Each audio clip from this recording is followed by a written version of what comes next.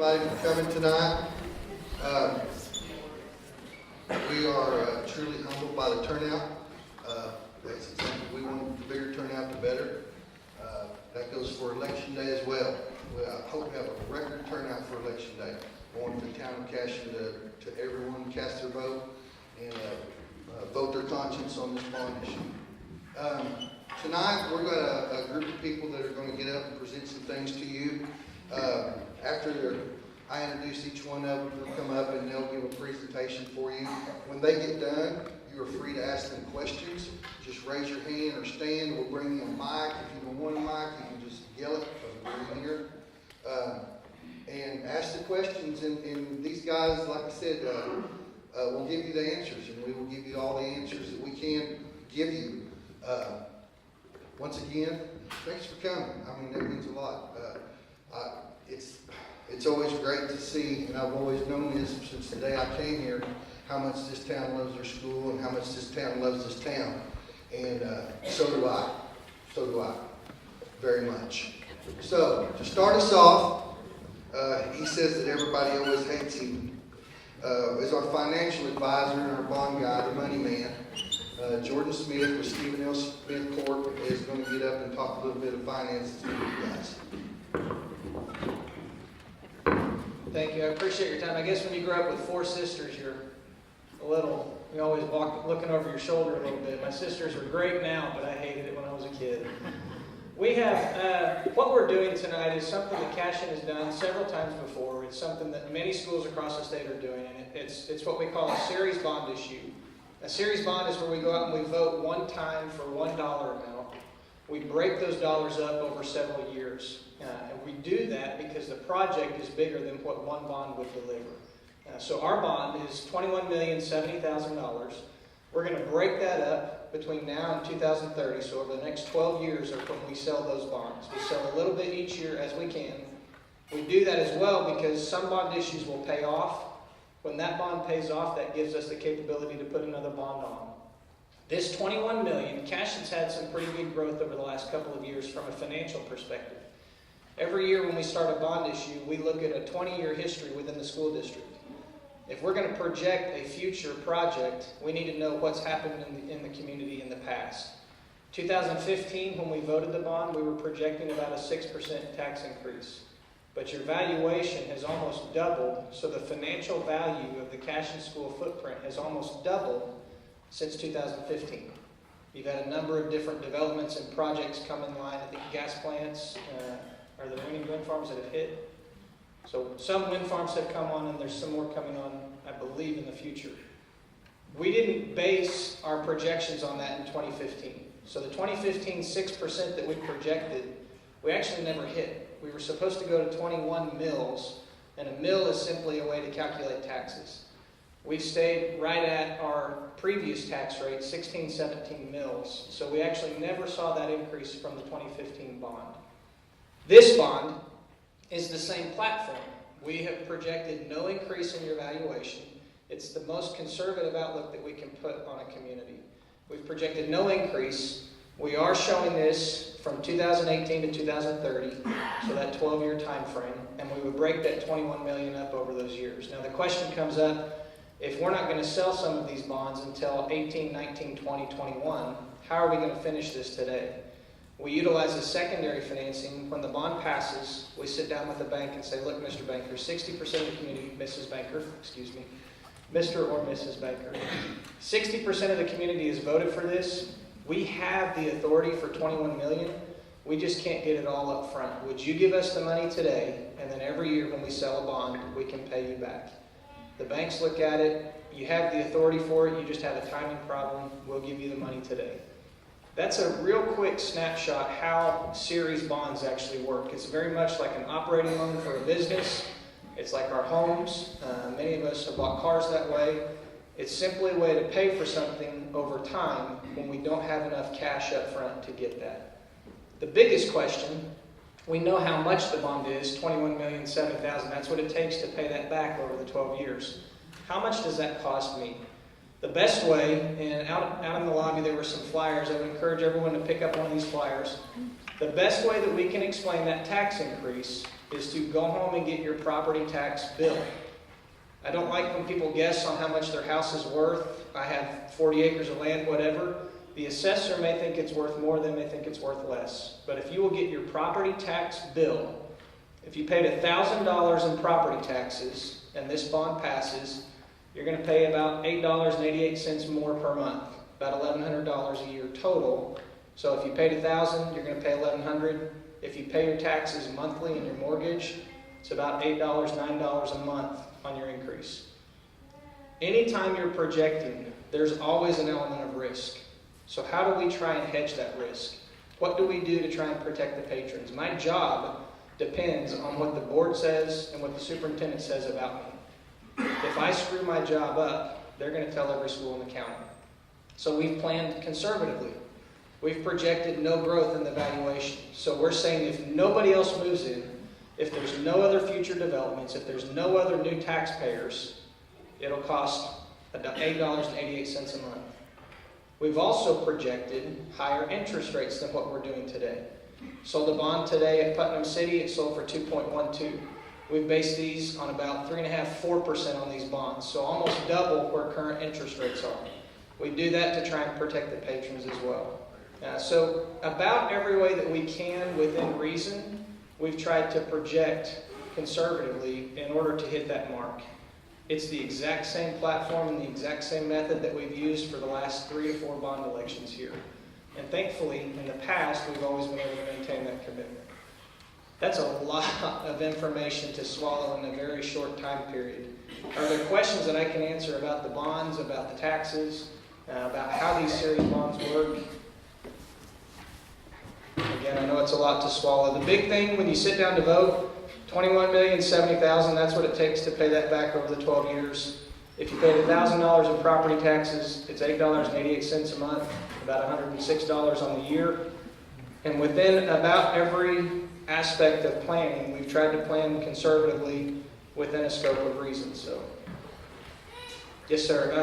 The vest first, and then you have one right behind you as well. My name is Zach Carroll. So, read online on the current school district property valuation of $83 million, grown from $43 million to $83 million in the last 3 years. As you said, most of that was based on large projects that have concluded, such as the gas plant, wind towers, and more to come. Just curious, do we have predicted doubling again in the next 3 years? Is that realistic? No, we've projected. Right, no, we have projected 0 increase from the $83 million. So if you were to add up all of the property, all of the homes, all of the equipment, everything within the Cashion Schools footprint, that total, or the financial value of the Cashion Schools is $83 million. All of these projections are based on that staying at 83. We're showing no more increase for the entire 12 years in order to maintain the $8.88 a month. Jordan? Yes, sir. All right, and by the way, guys, I worked with you for 15 years. You're one of the best. His daddy got us the first bond when I was, and we had to have it close to school. So I'll just tell you, they're good at what they do, and they're not doing what that's saying. The only thing I got some questions. I know we evaluated our school district and everything, but we have to sit back and look at what we can see evaluation. And I know sitting on the board for 15 years, we had that happen a couple times. So what's the consequences, and I talked to you about this, if we let these people know that we get evaluated 25%, so we look, this guys, it happens, because those gas plants don't perform, I'm telling you. We live in the oil business, and we've lived in it and cashed our whole life. And it's up and down. And you got to know, and if you live here your whole life, you know that. One day it's great, the next day you're broke. Okay? So, and I was in this school, and he knows, his daddy knows when we couldn't. We were writing our checks. So what I want to know is if we're evaluating 25 or 30%, let these people know where we'll be and what it will cost us then. Okay? I think that's something we need to know as a community. And Absolutely, absolutely. So we ran the math just before the meeting got started. So we're at $83 million today. If we dropped all the way to $60 million in valuation, so I haven't done the percentage math on that, but let's say 25%. If we drop 25%, instead of being at a target millage rate of 27 mils, which is what $8.88 is based on, instead of being at 27, we would be at 33. The rough math, real quick, looking at that, 9.7 mils equals 10% tax increase. So if we go up another 7, from the increase from this bond, and we drop 25%, you're looking at maybe another 7 to 8% increase. So it's still doable. It's not going to go 30%. It's not going to go 50%. The community could lose 25% valuation as a district, and individually, you're looking at about 7 to 8% increase on your taxes at that time, assuming nothing else would come in to offset it. But yeah, that would be on top of the 10, yes, sir. If you lost valuation, yes, sir. So it's $200 a month instead of 100, which is not, but it's something that everybody. So we all need to be aware of that. Yeah, it wasn't as bad as I thought. Yeah, so you're going, on the analogy, to go up 10%, you're going from $1,000 to $1,100 on the year. So you go, instead of $1,000 to $1,100, if you lost that $25,000 or $25 million, you go from $1,000 to $1,100, and then in year 3 it hits, you're going to go to $1,170 on your annual tax bill. So the bonds still has to be paid back in 10 years? It does. It does. We have some flexibility to adjust, but at the end of the day, it's still math. And we would still have $21 million or $18 million or whatever. We would still have some bonds that we have to sell. We can push the time. We can spread it out a little bit longer. But just like on a home or a car, you spread it out a little bit longer, you're going to increase the cost a little bit. And the question would be, how do we cover that cost increase if we were to spread it out over time? There are ways that we can adjust just 1 or 2 years in the middle and maybe not have any impact. And if we increase, so let's say year 3 is when we drop. If it comes back in year 5, then maybe we can recoup that. But at the end of the day, it's still math. We still have 21 million or whatever's left to sell, and we would still have to sell it at some point. So. Good questions. Yes, sir. Yes, sir, in the red. Okay, sorry, when it comes to finances, you got to use a crayon to explain. Okay, so kind of a two-part question. What is the percentage of this that's going to be taken care of by sales tax, and what part by property tax? It's all property tax. There's no, you're right. A school in Oklahoma cannot ask for a sales tax question. Okay, so that's all property tax. These numbers here, they're just based off of, I'm guessing, 2016, 2017 numbers of a total property tax for all of Cashion? 17, 18. The current numbers that we have, that's what they're based off of. Okay. Which is, we call it 17, 18 because of the fiscal year. So, yes, sir. They're based off of current numbers, no increases, no decreases unless we're talking about the example and so forth. So. Okay, so if that's the case, I don't know what the total number is we're looking at there, but maybe you can share with us what that exact number is, not breaking it down into potato chips. You know, we can break it down into what that total number actually is, because I mean, I don't know, I'm new to the community, Yeah. but I'm not sure if, I'm looking at 21 million, 1.75 million to pay back. Right. That number's actually wrong. And with the citizens we have, I'm not sure how many houses there actually are, so I'm kind of thinking per household what that number comes. They don't break up taxes by household. They break it up by property value. Right. That's the number that we have. We're never given a how many households do we have in Cashion. What we're given is the total value of the community is 83 million. If you divide, and it's actually right at 2 million a year is what we would have on the tax rolls to pay everything back. We still have some of our existing bonds, but we have right at 2 million to pay it back. So, and I can walk you through it if you, I know everyone has calculators on your phones now. If you want to pull out your phone, I'm happy to walk you through that actual calculation. Your $2 million a year, and the exact valuation for this year is $83,281,252. So the way we calculate taxes, the way they're calculated, you take the debt service per year. So the debt service in the first year,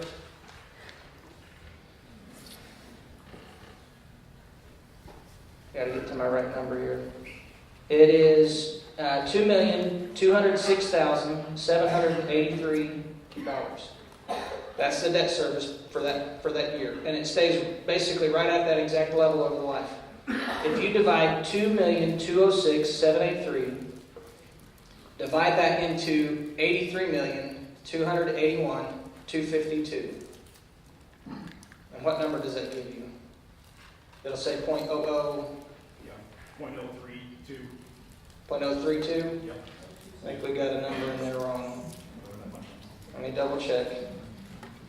So you take 2,206,783 divided by 83,281,252. I'm coming up with .002649. Did everybody else get that? That is your millage rate. Now remember, the millage rate is a mathematical equation to get to your property tax bill. So that would be your total millage rate to pay back the tax for that particular year. So you take that minus 17.6, what did I say that was, 26.49 minus 17.6 equals 8.89 mils. So you're going up 8.89 mils, correct? Now, when I say get your property tax bill, I am converting a millage to a dollar amount, because most of you don't want to do the math at home. I want to know on a dollar amount, so that's why we say get your property tax bill. Your total property tax bill doesn't just have sinking fund.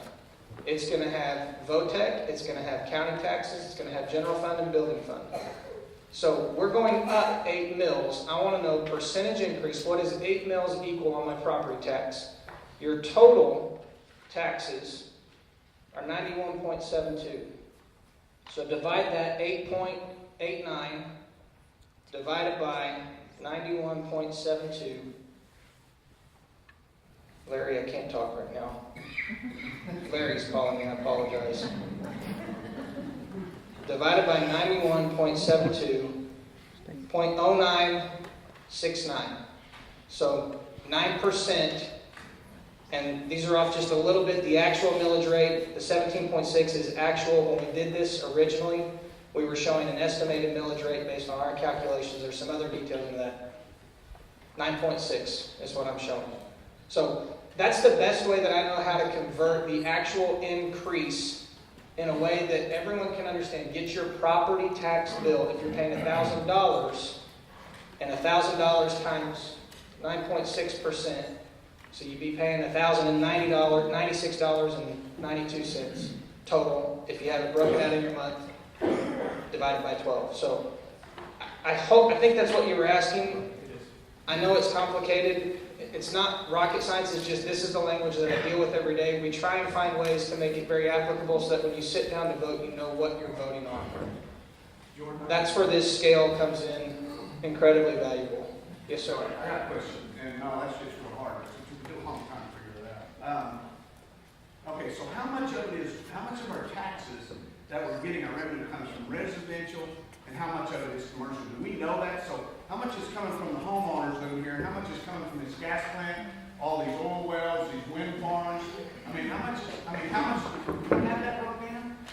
Let me pull Or am I asking something that's... No, there is information. I don't use Because you always used to ask these questions before we got to this point, and I want to know. Sure. No, there is. I don't think I brought that particular breakdown because we're looking at a total dollar, $800 million. I can find that, and it's in the estimate of needs. It will break out real property, personal property, and public utilities. And that's the 3 categories that it's broken down into. So is the gas plants and all that, is that considered public utilities? I believe they do go on as public utilities. I believe so. And again, if we pull the estimate of needs, you can find it on the state auditor's website. Towards the end, it'll have that breakdown on your total valuation. It'll actually break it out per county, Logan County, Kingfisher County, and you could look at it that way as well. I don't get into that real in depth because I'm looking at the total number. So. And I'm not picking on you. No. Good questions. So. I got a question that I'd like to answer. I don't know, and I asked you this, but he wasn't for sure. Sammy, maybe you can answer this. I was under the understanding that the gas plant that's existing out there, DCP, they are protesting their taxes, so we're not getting anything right now, right? They did last year. They haven't protested this year. So have we gotten paid from them last year yet? Or? No, sir. Okay, and then have we got any money off of the other gas plant, or they don't have a 5-year ad valorem there that we don't get paid, right? I believe that they're paying their ad valorem and they're paying their taxes. Okay, and then the storage tanks is the same way out there, we're getting our taxes off that? Okay. And the wind farms, they're paying? They get the tax credit for the wind credit, so we get that ad valorem reimbursement from the state. And we've been getting it? Yes, sir. Well, last year we got a partial of it. We didn't get the wind because they weren't on our tax rolls in time. So, and last year also, they didn't file in time, so they protested their taxes as well, so we didn't get their taxes. This year, they're on the exemption, so when we get our ad valorem, they will be on ad valorem reimbursement, they'll be on our ad valorem reimbursement. So that was just, so our evaluation, when you base this evaluation, it was on getting all that? It was on 83, which was the certified valuation that we They had. have Correct. already appraised that, and said there's 83 million. Yes, sir. Yes, sir. Okay, thank you. Over here. Yes, sir. So in 2015, the valuation was, 47 million and 47.2. and it was obviously projected wrong, because in 2.5 years, we took quite a bit of growth. So with that same option, in 2.5 more years, if we take the same growth, what's the factor? So if we go up by that increase going forward, Yes. so, okay, everybody have your calculators out? So if you go up another 40 million in 2 more years, so now we're at 120 million. You take that 2,200,000, because that's what we have per year. And real quick, your estimation of no growth, that means no more housing additions, that's just. No more housing additions, no more commercial development, no more wind towers, no improvements to gas plants, anything of those. And no more, when you get a high voltage power line, that goes into that number as well, so. Gas pipelines as well, I've Yes, seen a lot of yes. activity there as well. Yeah, so any increase in valuation we have projected in that. So we do seem to be going up, increasing in valuation year over year as it sits, so it's very conservative to say no valuation increase. Right, it's about as conservative as we can project it. Okay. Because oil was traded the same back in 15 as it is today, and we've seen all of this $40 million jump. With all the investments in Kingfisher County and being the hottest drilling spot in the country, with oil still trading with where it was 2 years ago. And it's not based on the price of oil as Well, I much know, as but I'm the just talking about the equipment. interest of investing. Right. So really you're saying we can, there's an option we'll be able to afford a cheeseburger every day that's gonna help pay for this? Mhm. Okay, thanks. So that 2.2 million, if you divide it into $120 million valuation, instead of being at 26 mils, you would be at 18 mils. So basically right where we are today would be the impact of that. And that's basically what happened with the 2015 bond. We projected 16 mils going to 21. We're still at 16. So we actually never had an increase, even though that's what it was based off of. Yes, sir. The historical numbers for that growth, we heard 43 million, 84 million. Do you have information for the last, say, 8 or 9 or 10 years? I know we're concerned about devaluation. I don't see a lot of devaluation coming. There's a little bit of concern about inflation. Rates are going up, but if you look at the economy, everything seems to be pointing very positive. So what's been the growth in that value over, say, the last 10, 12 years? So that we look at about a 20-year average when we start projecting these.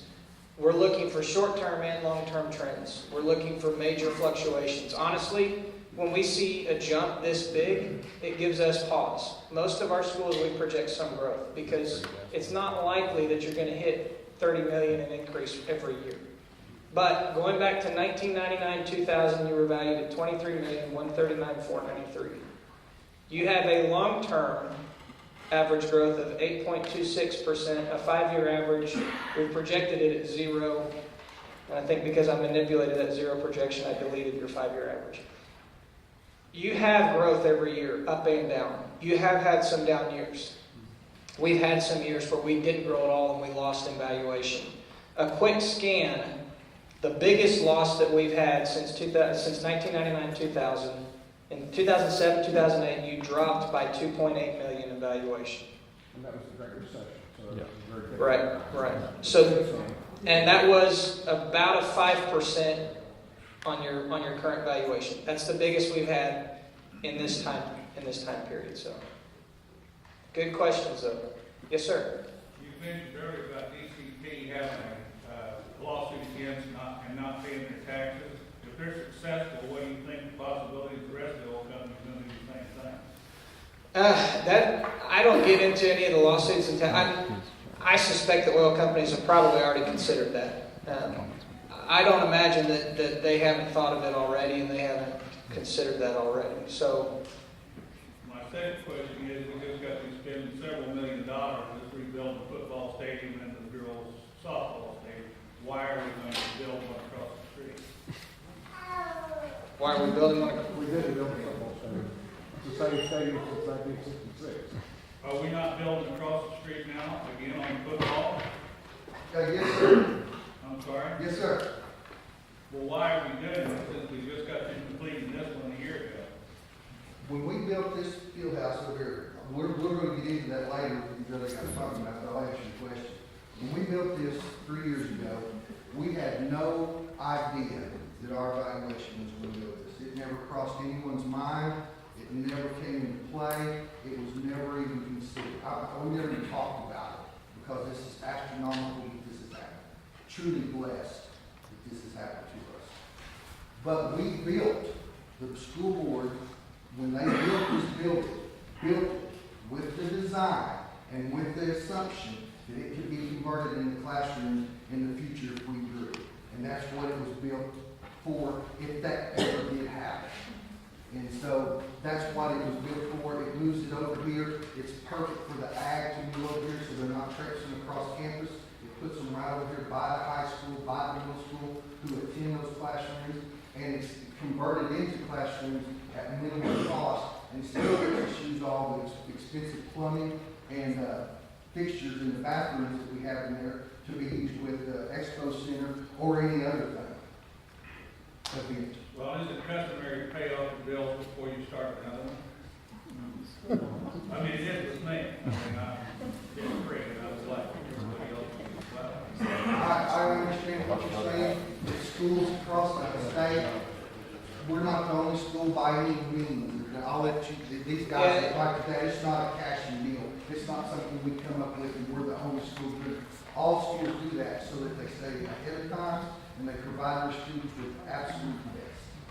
I realize that, but I think more than the most important two issues that tonight is getting these teachers pay raises. Number one, and number two, safety, some kind of built-in safety for these kids.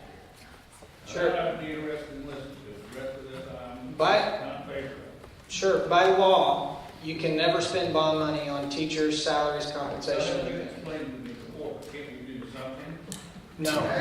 You can do facilities, but with bond proceeds, no. It's facilities, equipment, capital, and that's it. And additionally, so schools have two major pots, and I apologize, two major pots of funding. You have general fund, which is where you can pay salaries, compensation, staffing, and so forth. And you have building fund, which is, those are part of your ongoing routine taxes. Your building fund is 5 mils. So 5 mils doesn't deliver enough money to construct your facilities or any other capital improvements. So the only other option that you have is to vote a bond. That general fund is specifically restricted to salaries, staffing, compensation, and so forth in order to protect those assets. Likewise, the building fund and sinking fund, bond monies, are specifically restricted from any type of salaries, compensation, staffing, and so forth. And the way it was designed was so that you always had money for teachers' salaries and so forth. Unfortunately, we just don't have that in Oklahoma anymore. Well, when I first moved here, this school district had the best equipped shops, wood shop, metal shop, welding shop, paint shop that there was. We don't have that anymore. That part of the building is completely vacant. Now, I'd be interested in maybe possibly bringing some of that back here, because not everybody can be a doctor or a lawyer. Somebody's going to have to do some work. Sure. So why are we not training them here? Why are we not? Why are we not utilizing what we've had here for 30 years, and then all of a sudden it just went away, and now we're sending them all the way down to a tech school? Part of it, and I'll let you touch the second half. Part of that is we're dead last in the nation now in school funding. So the natural resources of the school have been depleted, exhausted. I had a superintendent use the phrase, for years we've been coming up with pixie dust and we're running out of pixie dust. Additionally, those other projects in the past, our bond capacity and the tax rates that the board was willing to present were only sufficient to address large-scale classrooms, fixing heat and air and so forth. There weren't additional monies always available for some of those equipment-related items that you mentioned. So, I realize that, but you understand that when we came down here, we were getting all the oil money that you proposed that we're going to get now. There was lawsuits against the state legislature signed one sentence. You divert that money to the whole state, so we don't get it. So what's going to stop us from doing the identical same thing here? these are property taxes and not gross domestic. These are not oil production taxes. These are property taxes. Yeah, but you guys are talking about all you're going to make off of this oil and wind and all this other stuff that can't go away. It's already done. I'm basing all of this on property taxes, not on those oil production taxes that the state's cutting. So, And back to your first deal on the teacher pay. They're right, we can. The bond issues can almost encompass almost everything else, but pay cannot. But what we're doing for our teachers, because you're right, my mother was a teacher, her mother was a teacher. I've grown up a poor teacher's kid for my whole life. I became a teacher. I don't know. I did it just because I like it. But here's the bottom line on that deal. We are taking care of our teachers. For the last 3 years, when we've been able to, we gave our teachers what we call an attendance stipend at Christmas, and we gave every employee in the school district an extra $1,000. This year, I'm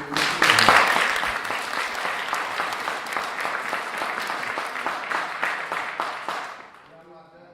This year, we also initiated a loyalty stipend for all our teachers who have been here for multiple years. For every 3 years they stay, they get an extra $750, which means some of my teachers, God bless them, who've been here 20 years, got $5,000.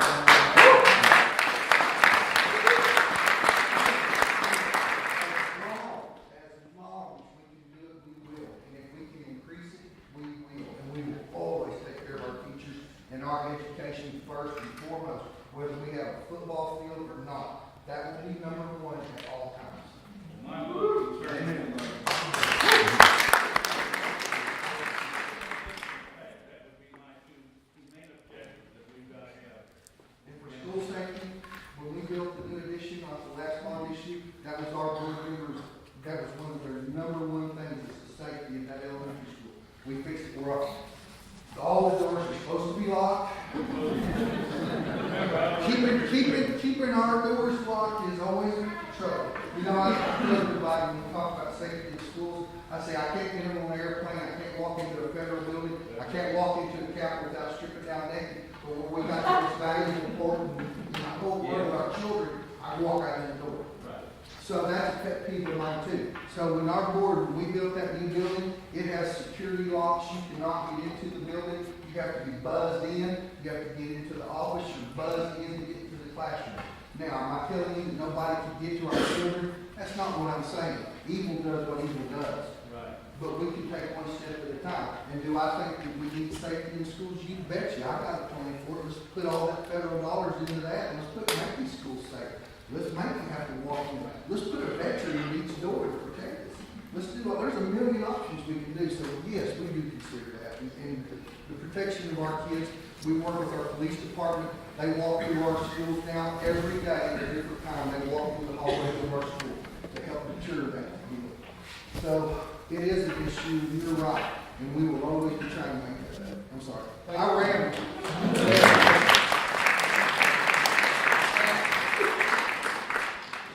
I don't want to shut down any bond questions. We do have architects, we do have construction management, and we can continue on facilities. I'll get your question in just 1 second. I want to be real clear too. The bond money is not being spent on salaries. It's not a local decision. That's a constitutional issue for the state of Oklahoma. So, yes, sir, in the back of the room. What's the current bond level? What's the current bond level? Our bond indebtedness. Right, so the 2015 bond, we voted $7 million. We've sold. The only bond that we have done? Yes, sir. There's a few from the previous bond still on the levies. We still have a little bit of, and because we sell these per year, there's a portion of each one. I've got the spreadsheet, more than happy to show you at the end. I'm going to give you the Cliff Notes version real quick, and then if we want to dive deeper, we can keep going. The 2015 bond was a $7.6 million election. We've sold 925, 650, and 280 of that. So the quick math on that, we sold just a little under 2 million. So we still have about 5.6 left from the 2015 bond. The election before that, we have sold everything. We still have a few of those left on the tax rolls that are paying off, but we've sold off everything from the election before that. So about 5.5 million from the last election that we still need to sell and process. This bond would dovetail with that 2015 election. So we would be selling 2015 and 2018 at the same time. We're not going to stack them end to end. They would be together until 2024 is right now is the final sale from the 2015 election. So, and again, I'm happy to go a little deeper if we want to dig into that a little bit more. But my wife falls asleep when I talk numbers too much. So I just want to say I appreciate the administration and school board, everybody bringing you guys in to talk through the math and help explain it to us. So, absolutely. I think any other questions I have are more about the longer term plan, because I think like a lot of people here, I realize the overall picture is gone, setting us up to expand if our student loading allows it. So not even the next month after. Sure, and that was a question that came up before the meeting as well. So if we pass this election, do we have the capability to do something else 3 years from now, 5 years from now? The short answer is yes, you do. It's math at that point. We have to crunch the math and see what the impact is. But yes, unequivocally, you can come in and do another bond in 2 years, 3 years, 5 years. You're not tied until 2030 before you can do another bond. So, any other bond-related questions? What if we get substantial amount of growth? I mean, you don't know how many kids are going to show up. Sure. If they kindergarten, there might be 80 kids, and you're like, wow, we look at the classroom. Your bond issue, right? No, Excuse me, I cut you off. bond limit is only 20 million for the school, 10% of the valuation. Right, it's 10% of the valuation, which is 8.3 million Per year, right? per year. This bond will only put you at about half of your capacity. So, This is worse. I mean, what if students, that move out here? yeah, We need classrooms now. you can do that with We even. don't have enough number to our bonding limit that we can't build it. No, you won't be at your bonding limit. The way the calculation is run, it's on a per year basis. Correct. So 2024, let's say, we're halfway through this bond. You only sell 2 million a year. You're only selling $2 million a year, exactly. As $2 million pays off, the next one goes on. In any given year, that calculation only adds up to $4 million against an 8.3 capacity. So you're literally at half of your capability if you need to do something. The question will be, what does the math look like at that time? More than likely, if you've had substantial growth, you're going up from 83 million. So hopefully we could do that at no increase at all to the taxes. But again, it's a math question at that given point in time. The short answer is you've got capability no matter what. And one of the things we have to do too is our school board has kind of been trending towards this. We don't allow transfers. So if someone comes to this, they either have to buy a home or build a home to be here. When they do that, our net evaluation goes up as well. So there's that growing in too. Got one over here and then I'll get yours. Yes. Quick question on valuation, devaluation. How many districts do you work with? We work with about 120 across the state. So can you give us any examples of a district that's passed a bond of this size that's gotten in over their head based on a devaluation in their district? The only district that I've had that had any kind of devaluation, it was in a neighboring county, and it wasn't because of a loss of equipment or property. They have probably the worst map for district property. It's the most complicated, convoluted layout. Bottom line, the assessor goofed up, and they just had the wrong property in the wrong district. So they were giving, in this example, they were giving Crescent property values to Cashion School District. And they realized that they'd done it for 10 years. And they realized, whoops, we goofed up. And so they took those off of the Cashion rolls, if you will, and that resulted in a loss of valuation. And how did they address that? Their taxes just went up. Okay. They had a couple of options. They considered a lawsuit, quite honestly. In the end, their taxes went up, and they said it was completely out of the control of the school district. It was completely out of our control. The numbers that we have are not numbers that we come up with. These are numbers that are certified by the county. And if I have the appropriate officials telling me this is the valuation, that's the number I go off of. So at that time, they said the valuations went up. We missed the mark. It was completely out of our control. They are coming down from there as they are increasing back up, but that's the only scenario that I've had in 15 years. My dad was in business for about 45. It's not to say it hasn't happened other times. That's the only one that I can think of offhand. So, Okay, thank you. yes, sir. Hey, Joe, I got a question for Sammy. Pretty well on a tirade. All right, I mean, hey guys, I'm not against the 10%, all right? And if anybody's benefited, I'm probably going to benefit from this, but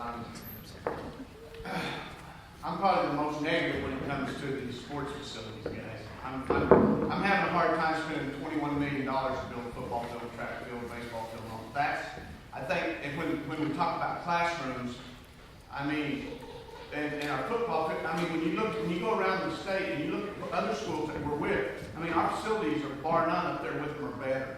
And so, and I understand we want a track field. I mean, hell, I mean, we can lay some blacktop over there and flex the sod a lot less than we could put a new at this. I just don't know if we're not nervous. I mean, why? What is the need to build a sports facility now? I mean, why do we got to have it now when we have some other needs here at the school that need to be addressed? I mean, that's all I'm asking. And it's not about the 10%, guys. It's not about the 10%. Anything to better this community, I'm all for it. Believe me. I mean, my kids went here, my grandkids go here, my great-grandkids go here. I've got to invest in this community. I love this school system. And I served on this board up here to make sure that we did it. All I want to know is why do we need a $21 million sports facility right now? Why, when we have other needs that this, I mean, you can walk around the school and see what $2 or $3 million would do for us, just taking care of $20 million facility, right? And so, that's my own, and believe me, I know you got one of the best groups there is in this business, because I've worked with them for 15 years. If anybody's going to bring it, they're going to bring it in where it needs to be, and they're going to bring it in another budget, and they're going to do this right, and we're going to save money. I have nothing against that. My main deal is, why are we spending $21 million right now on a sports facility when I can't see the justification of that, and maybe it's just me, I just don't know, I just can't see spending $21 million on a sports facility. Please. There's several different ways I can answer that question for you. The first one being is if you can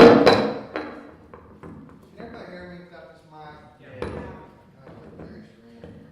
I like to open hands and to answer your question, the reason we're going to go with that now, if you want to talk about future expansion and growing in the future, that allows us to. I've heard people say, why aren't you building an auditorium? Why aren't you building classrooms?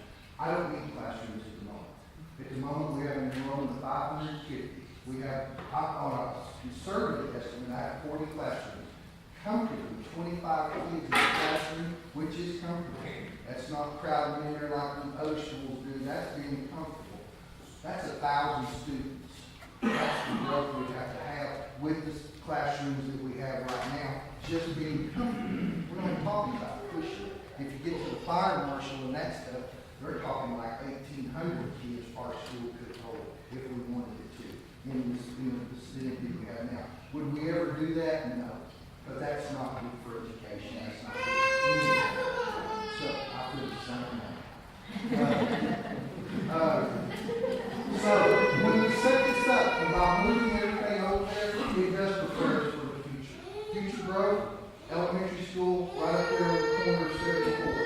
That's where the elementary school would go. Auditorium, we would tear down the existing bus barn, I guess you'd call it. We call it the shop if you were there at that one time. You would call it the basketball gym. If you were there another time. It's had several purposes over the years. So we would tear that down and we build an auditorium. With this bond, we are pretty sure, and with our financial status that we're in, we can have that parking lot there with the baseball field. but the baseball field's gotta go for us to do that. It's just a sequential deal. If we needed a new high school, let's say we kept growing, then we could build a two-story high school right behind our field. The ninth grade, the high school now becomes a ninth grade center. We have a 10th, 11th, 12th, two-story high school behind it. So we're planning about the future growth.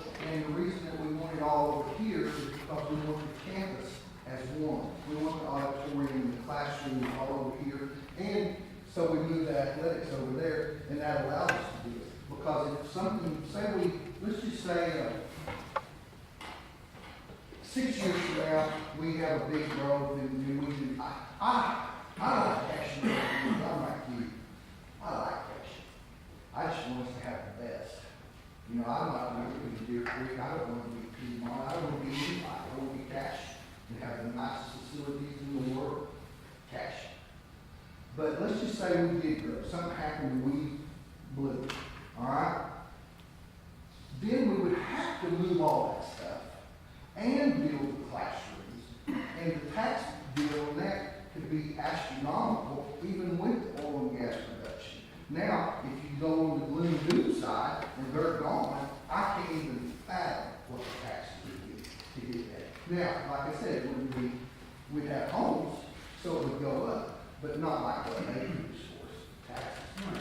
And so right now, that right there is helping us out. It's just like if I owe $50, me and you owe $50, there's 5 of us. Well, now that the gas plant's coming in, there's 10 of us. We're just paying $50. Spread it out. If they leave, it's like this. We still owe $50. So we're actually, when we visit with our financial consultants and our architects and our construction people, it makes sense to take advantage of our situation now and do those things and prepare for the future. Somebody did it, I don't know when, but you built the best gymnasium in the state of Oklahoma. Yeah, that was self-funded. Over half of that was self-funded, okay? Because at that time, we was getting all that old money, so don't take that, and you told me about that, and I did some checking on that. We were a very wealthy school district, and they took all that away from us. Yes. And I understand what you're saying, and I understand, and I'm all for the growth. What I'm saying is, what's the wait 5 years and see if we get any growth? I mean, I've been talking about growth for 20 years. I sat on the board. Guys, this moving across there, that's nothing new. This shit's been planned for 15, 20 years. It's just somebody pulling the trigger on it when it was time to do it. So, yeah, we did that new basketball gym. That's when we had so much money. They bought us our own. I mean, we'd go over to Tom's Sporting Goods and outfit ourselves at football time because we got everything we wanted. Well, that shit cut out. So Hey, buddy, would you mind, all the cuss word stuff, would you mind toning it down a little bit? Sorry about that. I appreciate it. Okay, so what I'm saying is, when you look at the finances side of it, yeah, and you said because it helps us to do it right now, what if that goes away, what else? Okay, let me ask you this. I want to ask you a question. Yes, sir. We don't do anything. We don't do one pocket thing. We don't make the school any better. We just kind of band-aid it up as best we can and go down the road. And that goes away. Now what? Marshall, But we got we're going to do that, Steve. We're going to educate out there.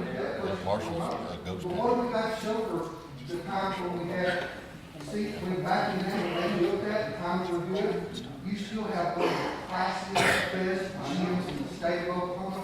We had somebody tell us just the other day, coming from Region, who has a brand new beautiful gym, but one of the best gyms ever been. And it is. And you know why? Because it took advantage of the situation and built something that will stand the test of time and will always be there. Exactly what we want to do. And we've always taken care of that. Yes, sir. And we still do take care Yeah, I of know, Sammy, but there was times when it was hard to take care of these facilities. We had no money to take care of these facilities. it. But you did. And we will. Yes. You ought to know we will. I know, but you understand, I sat up there, and I know. We heard you sat up there. We've heard it 10 times. You sat up there. We get it. We got it. Great job. Thank you. Right now, this is not a debate. This is a question and answer. You got questions, we'll give you answers, and that's all I can do. We all have one vote. I'm not trying to change anybody's vote. you vote your conscience, you vote how you feel. I just want to give you answers when you ask questions. And I can't always make everybody happy, I understand too, I wish I could do that. Man, I wish I could make my wife happy, so I can't try. I'm trying for 30 years. So, yes, sir. There's a rumor, but I was going to answer this question, and we rolled over the last high school, that was old and that, we rolled that over into the new addition, people and stuff, and then we rolled the money again over and get the $27 million, is that what I understand, is that true? There's no money rolling from one of the next to the next. Okay. So one is still outstanding, and the new one will go on, but there's totally separate. Which brings the total to what? The total, the last election. With was all the last election was 7.6 million. This election is 21 million. Well, it might, it's correct in assuming that our millage right now is 17.60, and it's gonna go up 27.37, that's a 1/3 increase in taxes. That's Is a that correct? 1/3 on that particular millage rate, that's not the total tax paid. Well, that's what it says right there. That's the millage rate, that's not the That's total what I'm tax talking paid. about, millage rate. That's what I'm talking about. That's going up 1/3. Yeah, but remember, when we did the calculations a little while ago, I wasn't here, I'm sorry. when you were here, when we did calculations a little while ago, the total, when I was converting the millage rate to dollars, because nobody wants to know millage. I want to know how much it's going to cost you on 9 property tax bill in real dollars. To get to that conversion, you can't just say just the sinking fund is 30%, because that's not what you say. Your total tax bill includes county millage rate, general fund, building fund, OTEC, you have library tax or exit tax. That, when you divide that 7 million versus the 9.96 into your total tax bill, that's what gets you to the 10% increase. So your statements are 100% accurate in that you're going from 17. Right. Your numbers are accurate on that particular millage rate. When you convert it to dollars and percentage, That's still a 1/3 increase from what we have right now. on the sinking fund, yes. But your total tax bill is not just sinking fund, it includes other taxes. So Jordan, if I pay $3,000 in property taxes a year, and this goes up 10%, I'm gonna pay $3,300 in property taxes. Yes, sir. It's about $28 We went up 10%. Exactly, yes. And another thing I want to point out too, on the last bond, there were 2 parts of the bond, except for since we had a transportation bond, $300,000. And that was supposed to be paid off, it had 3 more years on it, am I right, Drew? Before it was supposed to be paid off? Yes. We paid it off.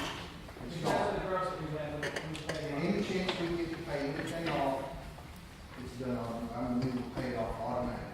Yeah, we are not restructuring old for rolling or redoing any old. The old is on its original plan.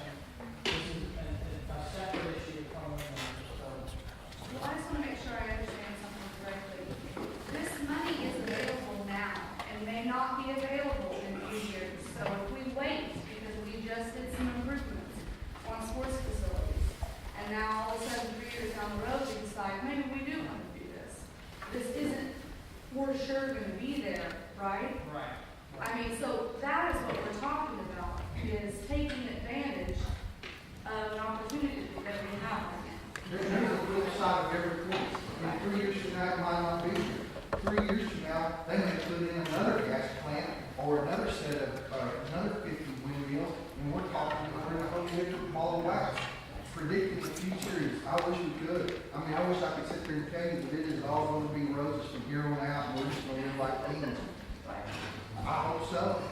But it could go worse. I mean, we just, like you said, when he does the zero growth, they've been doing this for a lot of years in a lot of schools, and when he tells me this is, it's doable and it's foreseeable and we can withstand it, then I trust him, because he has never let us down. So, It's not the state legislature to make all this money go away and we'd be stuck with the bill. they can make the gross production go away, but they cannot make this bond money go away. There's no way to make it go away. your bond's gonna be paid for. If your voters vote pass the bond, then the voters will have to pay that bond back no matter what. And it's a set price. It can go up, can't change, can't anything. It's that amount. Now, can they take our gross production if we're doing all these other things away for? Yes, and I will run all the things I got. If they're gonna do that, and I want edges out the norms, I want cities out the norms, throw into the pot. I want friars at the norm where they got the big Google plant. You throw all and outside the pool of money into the pot and divide it up among the schools. I won't argue that. But if you're just going to pick and choose who's making money and put it into a pot, that's wrong because that's not creating, that's stealing. And if there's a winner and a loser in school money, it's not right. There should never be a winner and a loser in school money. Let's go, we're going to switch over. Our architects are here from Renaissance. You guys, I'm going to turn it over to you guys and let you go to work and you want the mic.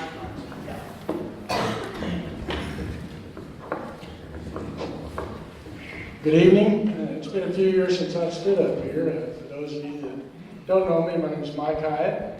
I'm with Renaissance Architects. I'm a graduate of Cashion High School a few years ago.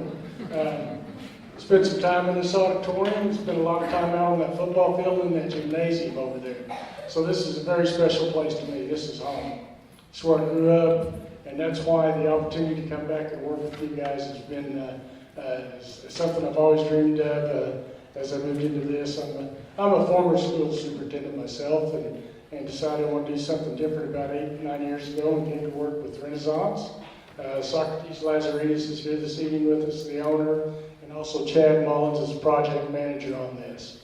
So hopefully this will go much quicker. I won't have as near as complicated questions as what you guys did. I'm not near as smart as Jordan is to give you those answers. But we just want to run you through a couple of animations of what the future projects will look like, what their use will be, and then when we get through, we can answer whatever questions that you have that we can do.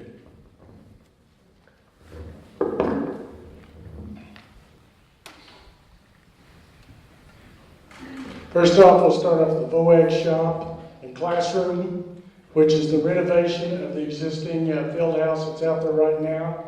This kind of shows you an aerial.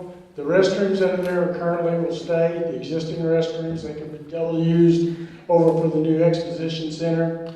As you look at that, a couple of restrooms that are already in the locker room will remain for use in the shop building as we move into that. This is the area that right now is currently the weight room. It'll be converted into a classroom for the actual classroom for the ag education. Minimal demolition in that. It's pretty much the same size, new flooring, some new fixtures on the inside, a little more different color paint, and some millwork will be added into that. As you move out of that into the hallway, it'll move you into the proposed shop area, which is where the current dressing room is, and also a little bit of where the showers and things. There's a little bit of demo there. The concession stand that is there right now would also be demoed. Be a couple of overhead doors to allow you to get trailers, other large equipment unloaded in there, and then whatever equipment, whether it's welders, anything else that you normally would have in the shop would be in this area. From there, you step off of that into some areas right now that are offices. Will be turned into a conference room to hold small meetings. If you had your FOAG parents, some type of meeting in there, a small group, or other things, and it's a small area that, for 10, 15 people that you could hold one with a smart board, whatever you needed to outfit in that to hold the meeting.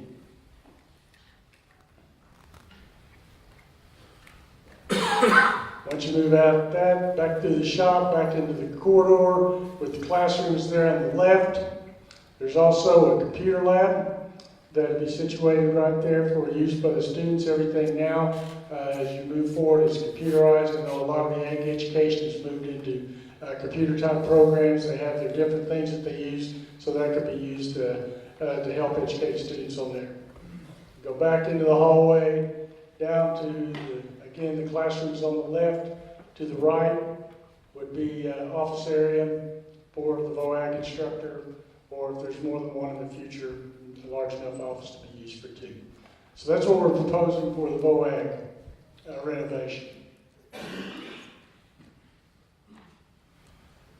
And again, minimal demolition, so it's basically using the existing structure as it is, and then just repurposing it to meet your needs. Very close to the high school, the door at the bottom, as you see the corridor, that goes directly into the high school, or to the school now. Proximity much closer than where your current one is. It'll help alleviate time between classes and more time on task for the kids.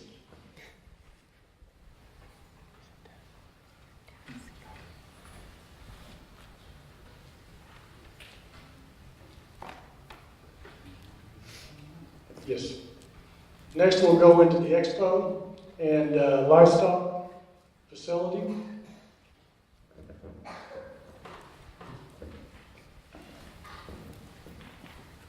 This is a large facility that has great flexibility. It can be used for livestock shows, which is the current rendering we have right here, animation. Shows the use for a typical livestock show you may have, with bringing in portable bleachers, portable pens. You can see it has a concession stand, a restroom area. It also is close proximity to large restrooms if you have very large crowds at the football facility currently. It's just wide open. Concrete floors, you can bring in whatever type of flooring, sawdust, whatever else you need for the animals. You can arrange it to whatever style you want. We just got one as an example. The pens can be set up however you would like to set them up, to house it the way you want. The show ring can be set up wherever you want to set it. It's one end in the middle, so forth, so whatever the need is. But it's a big area, it's very flexible. Again, it has large overhead doors to allow livestock trailers to be pulled in for the livestock to be loaded and unloaded out of, or any other equipment. Also on the sides, that are just outside the main showroom, there are two wash areas, one on each side, so that you just have separate wash areas if you wanted to wash cattle on one side. The other smaller animals, pigs, lambs, whatever, on the other side.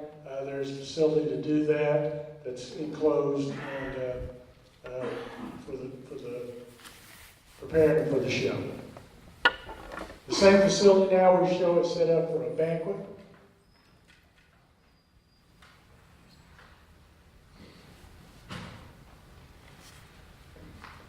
Again, you're coming in through the south side of the building. It has a great flexibility again to set up numerous tables. You can even set up a stage on one end if you'd like to. This could host any type of banquets, all sport banquets, class meetings, community events. It does have a concession stand again, as we pointed out, the restrooms. It's large enough that you could easily hold about 450 people with the tables in there. So it's big enough to have a pretty good sized event, if it's a community event or even a school event. Again, sealed concrete floor. It is air conditioned and heated, so it'll be comfortable whatever time of year you want to use it. And you can bring a portable stage in, as this shows.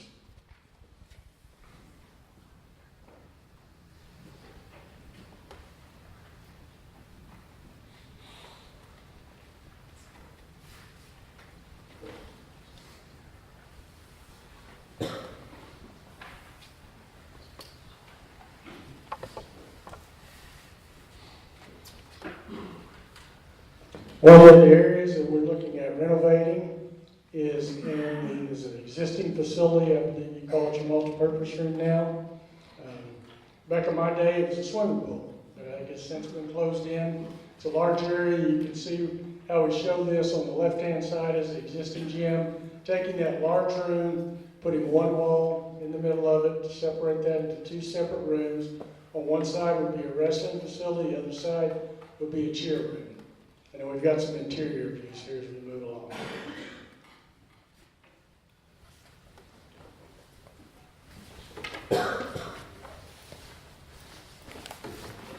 Okay, this would be a typical cheer room. Again, it'd have some type of flooring in it. There are also the mats.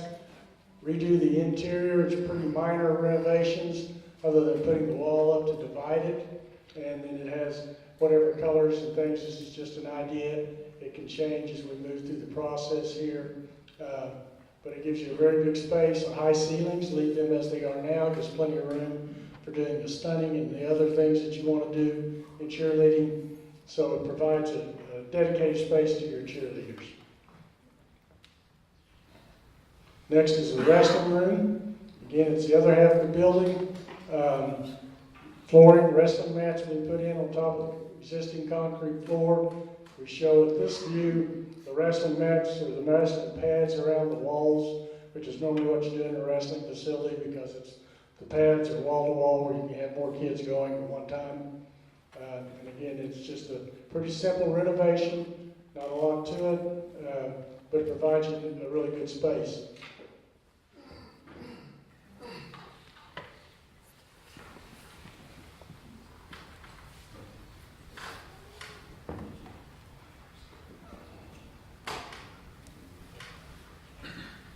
And now we're going to just basically finish up here. You've seen a lot of the drawings of all the multi-sport, the baseball. This is just kind of an overview of the entire project. Shows the location to the current campus, the new livestock exposition center we talked about. Gives you a little more view of what the exterior. We tried to design all of these buildings to where they match the existing campus. As you've seen the last projects that we were fortunate to work with you guys on. We did our best to match what was already here so it all looks like it's done at one time. It's not piecemeal. Then again shows the exterior, the roof on that, on the exposition center. Mike, can I ask you a question? Yes, ma'am. On the Expo Center that you're talking about, and you said at the most it would seat 450? With the tables. You could squeeze more in there. That's a comfortable number based on the amount of square feet that they say. If we have the achievement days that we used to have, we said 800 people before. I have another question. What's the parking around that Expo Center? That's where when the baseball field is complete. Well, that's probably something Sammy would need to answer as we move forward. What's the parking around? We're planning on putting the parking lot, it's not on the bond, we're planning on doing it with our funds, or different resources, but that will be where the baseball field is. So in the future, it's parking for the Expo Center, and it's also parking for an auditorium in the future.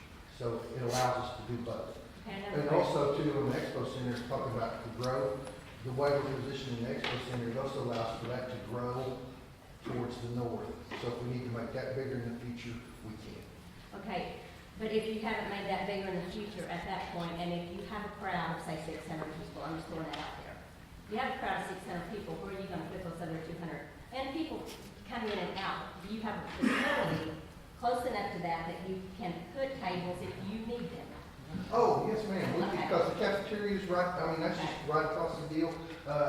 And we're Cashion.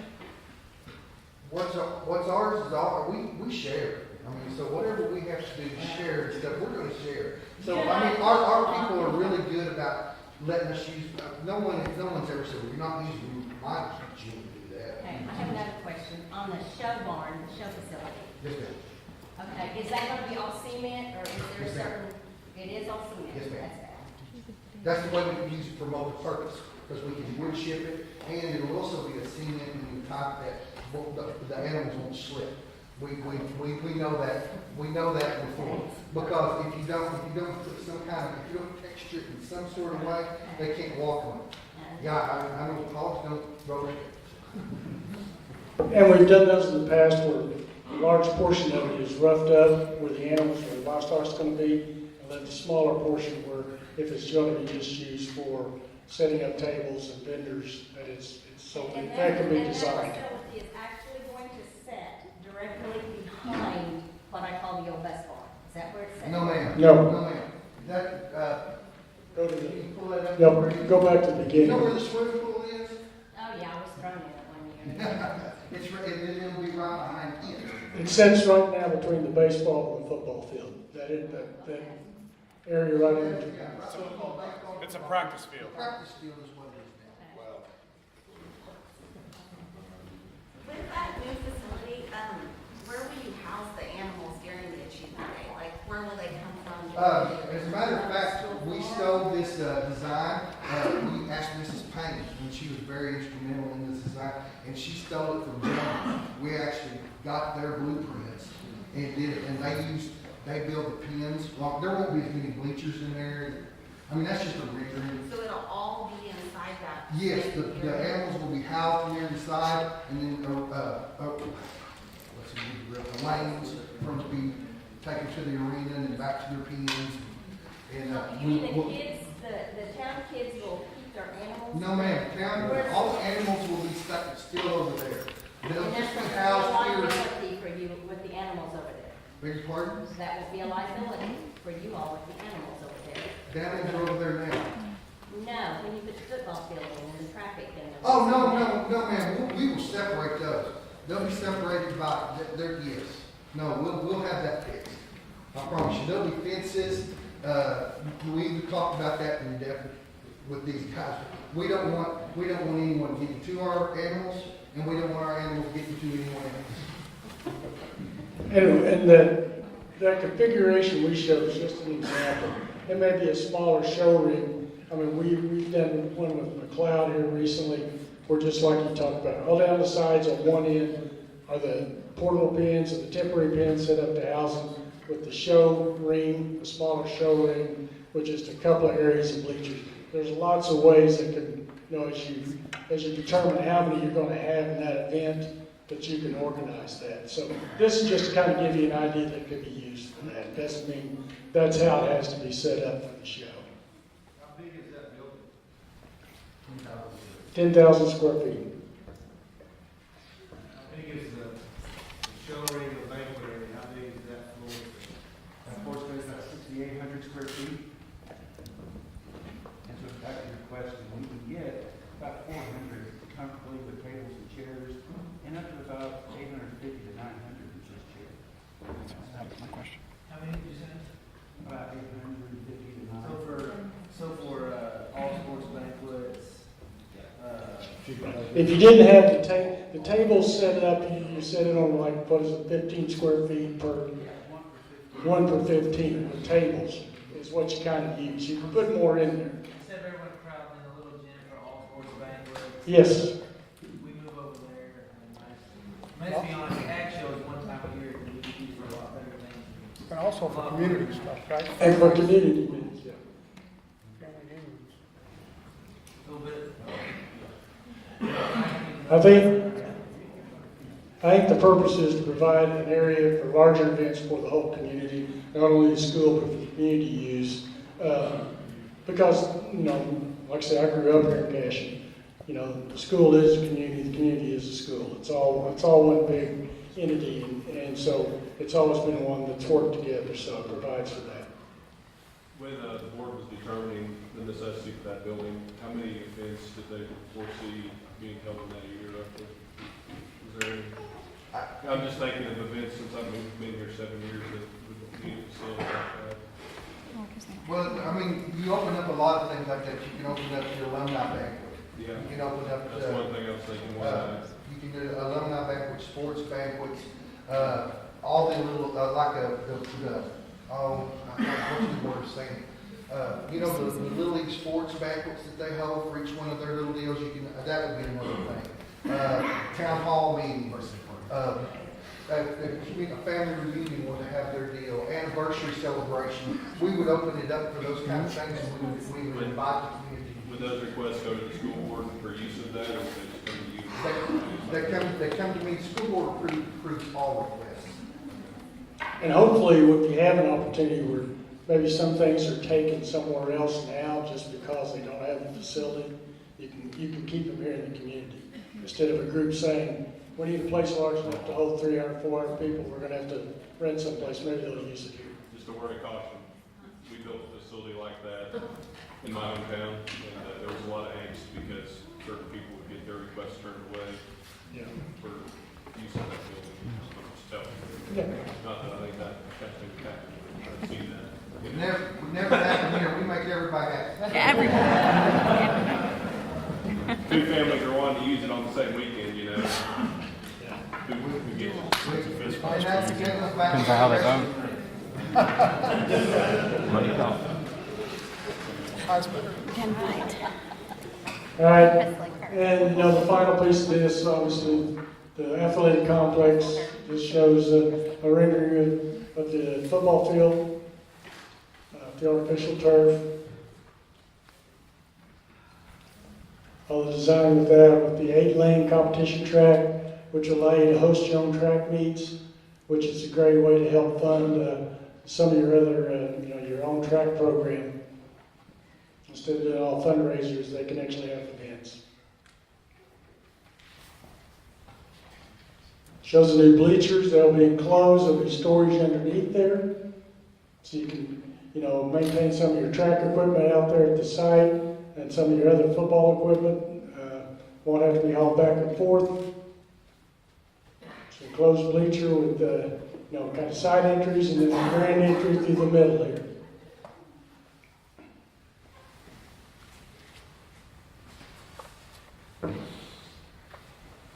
Looking at the possibility of some individual seats that would be reserved areas as we move through this, if that's so desired. And again, keeping with the kind of the brick and the look of the rest of the campus, so all of them close together. And visitors bleacher, smaller scale, home side right now is designed for 1,000 people. The visitors is designed for 300. Again, ticket booths on each side.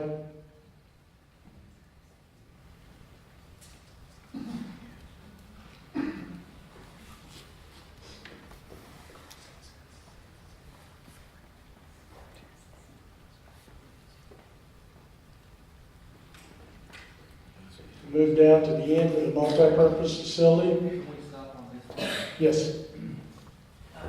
One of the reasons that makes that gym so nice, and because they did it really nice 20 years ago, is their seat backs, people sit down, and then this one, it just looks like half the seats have seat backs. Why not? If we're gonna do it, let's do it. Why don't we put seat back in it? Cost considerations, we're definitely gonna look at, We're at 21, what's 22?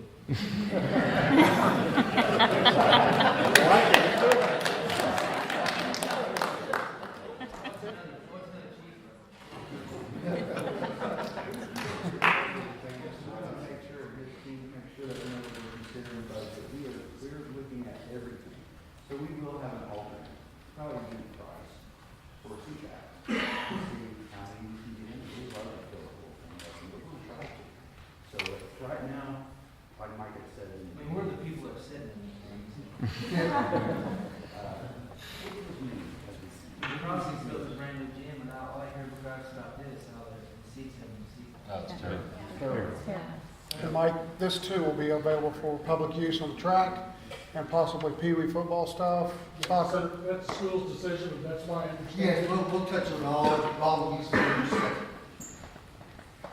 And with the field turf, what is the life expectancy of the field turf? How long? 10 years. 10 years is approximately. What's the turf itself cost? That'd be construction managers. What is it, the turf versus grass? It's probably $800,000 to $1 million turf. So sod is considerably less, but you also have maintenance costs with that, water is considerably less. What's that? What is the? $200,000 for preserving sod. Walking, $250,000 solid, $1 million turf. Part of that though, In 10 years, you're gonna pay another $1 million in turf. no, part of that $1 million cost is gonna be your dirt work, the drainage system you have to put initially, because it does have a special drainage system. All of that is included in that initial cost. When you come back just to put the new carpet on, it's significantly lower than the $1 million. I don't know, man, a couple $100,000, $300,000, I don't know, I'm just spitballing, I have an idea. Probably, yeah. And they're all different, there's all different levels. You know, there's a top of the line, it's more expensive turf, there's a medium, there's a lower, there's all different levels of what you can put in there. And right now, what we're looking at is the top of the line, pretty much. I just want to say that the best thing that we've ever done for our children is have a turf playground. Because we can go out there if it's been raining and they can still play. It's wonderful. And then in the summer, they roll on the turf.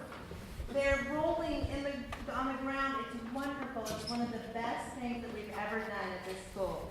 And there's, it's wonderful. I'm sorry, there's lots of things that go into, in my opinion, the differences in a turf and in a grass field. Yes, sodding it is less expensive. Maintaining it, you don't have the same maintenance cost. You don't have what it costs to stripe and paint a field for every game that you play. Would be surprised how much that adds up over the years. But you don't have to do that with the turf field. You save man hours and doing all that work, not only the mowing, fertilizing, watering, preparing the game, you know, the field for game day. There's a lot of man hours that are labor hours that are included on that. All of that's done. So What do we spend on paint a year? I don't have any idea, but I know, as a former superintendent, I know that was pretty significant. Probably around 10,000 on paint. That's just to paint it. That's not the top dresser to fertilize it. It's, depending on the years, between $15,000 and $20,000 we spend on the field. So if we put $700,000 in a bond, 4.5%, we could probably cover the upkeep on the grass. Well, but to me, and I'll talk about it when it's my turn to go. But to me, the benefits of the turf is the number of people that can be used. Our little league can practice on it. They can play on it. We can practice on it. We can play on it. We never have to worry about, well, we got to move, because we practice on our field right now because we don't have a practice.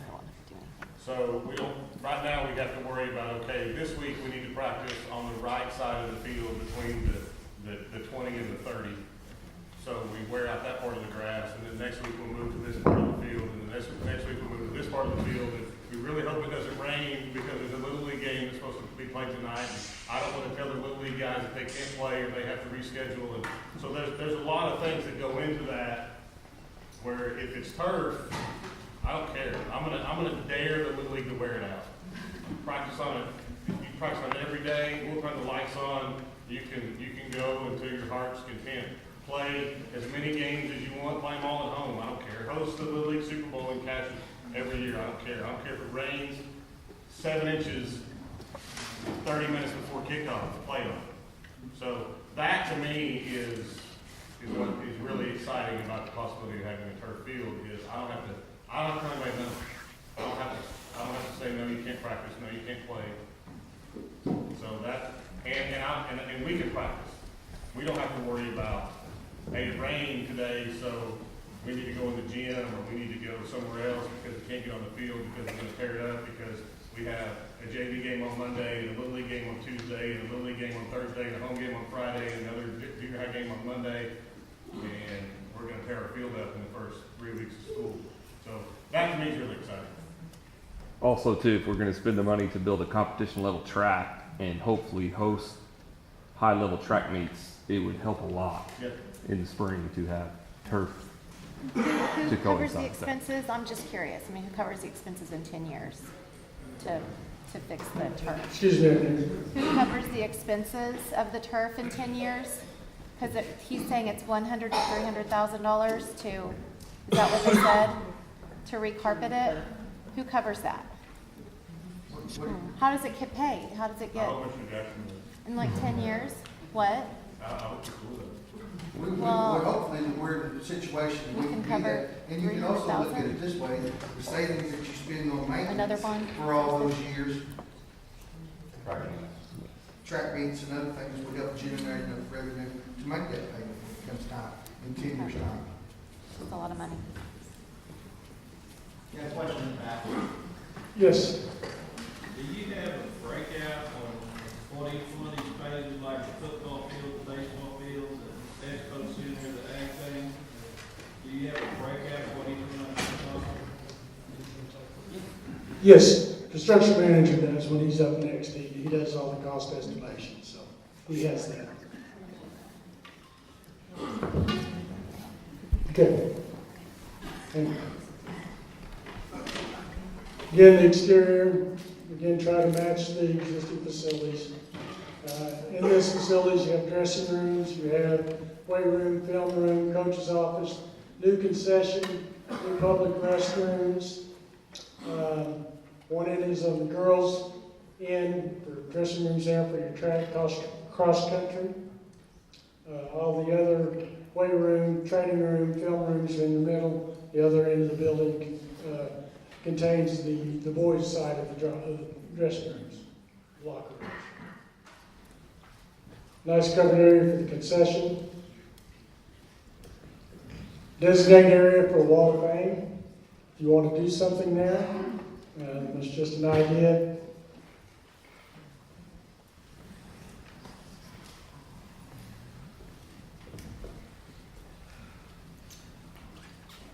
It shows views of all sides of the building.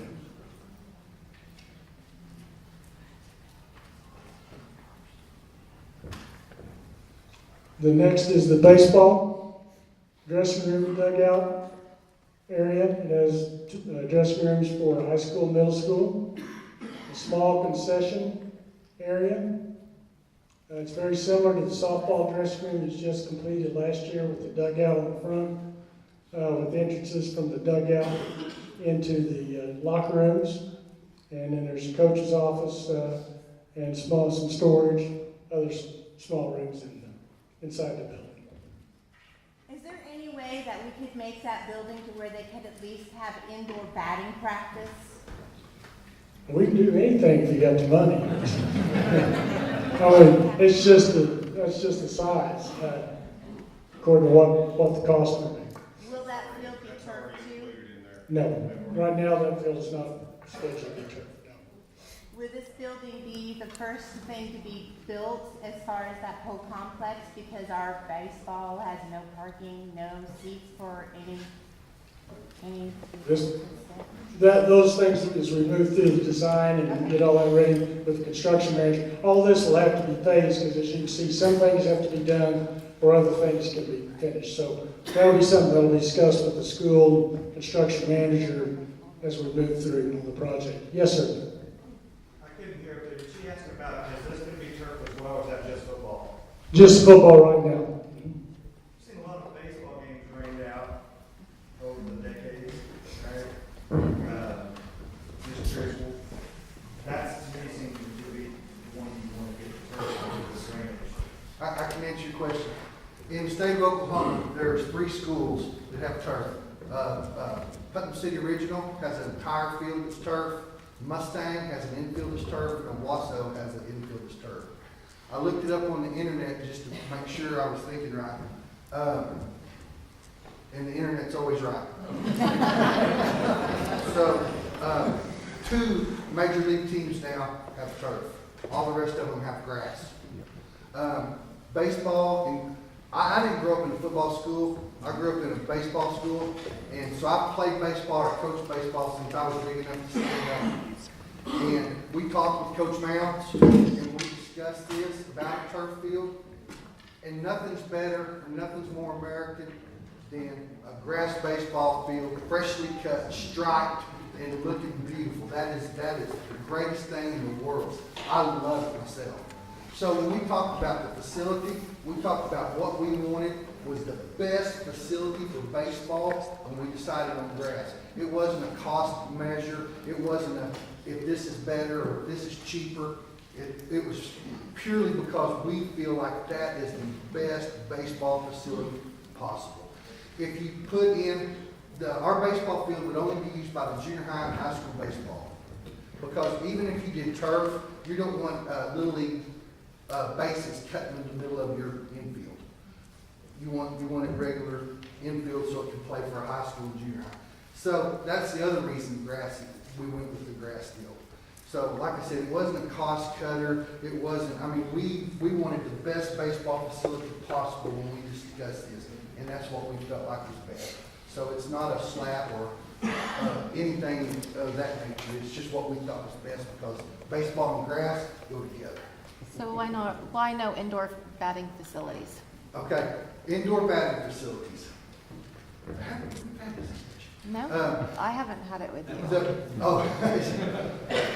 We feel like we're going to have enough funds to build an indoor facility. I know, but if it's not on the bond, then it can't be promised, correct? It can't be promised. Okay, I'm just saying. Okay. That's all. So I have noticed, yes, sir. So what you're talking about, can't you use that same comment back to football, right? I agree. The same comment you can spin it either way. Yes, sir. Yes, sir. The only difference in football, and I was going to let Coach Shackelford talk about that when he talked, is all the different uses that can be on the football field, like the track meets. Those people will be all over the infield. Little League Casa, Super Kids Day. Big pardon? It costs the baseball practice out there, and you get a lot of But that's what I was saying though. We're not going to have a Little League baseball diamond in the middle of our baseball diamond. practice, and it could be good. And it would. I'm not telling you could. We were at 21, what's 23? Well, point taken. Well, point taken. But that's my answer for your question. We'll break on that visitor's dugout, huh? Better not be. It should just be a piece of tin. It's just a lead-to. You don't want them to come.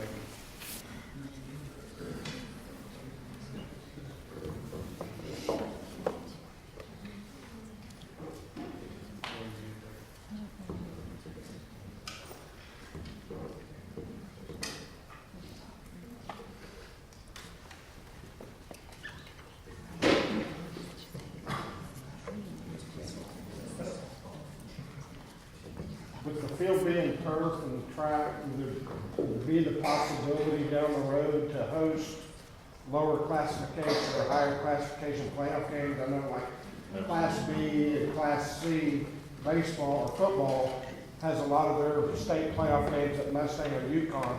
And those towns are pretty big gate, so would there be the opportunity for us to open up our facility to maybe host regional games or playoff games of the classification? Yes, that's one of the things I was going to talk about, is, yes, that will be an option.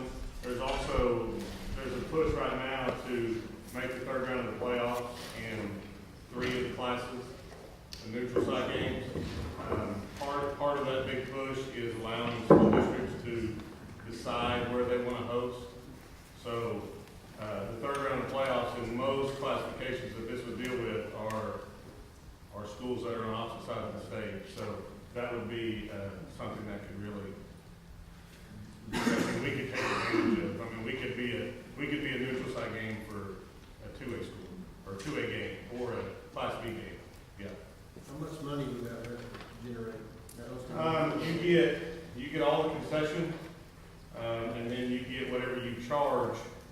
I looked at it the other day, the breakdown for the schools that hosted semifinal games and state championship games, was anywhere. Some schools charge the association $5,000, some sites charge the association $18,000. So I guess it's whatever you want to justify, and so I can't give you an exact amount because for us, I mean, if you look at what we generally make off of gate throughout the course of the year, somewhere in the neighborhood probably of $8,000 on all of our home playoff or our home regular season games. So if you could host a neutral site playoff game and make, even if you made $4,000 on one game, that's basically half of your season worth of ticket sales. So it's definitely something that's a benefit. If we're looking into that, would we want to make our visitor bleachers bigger?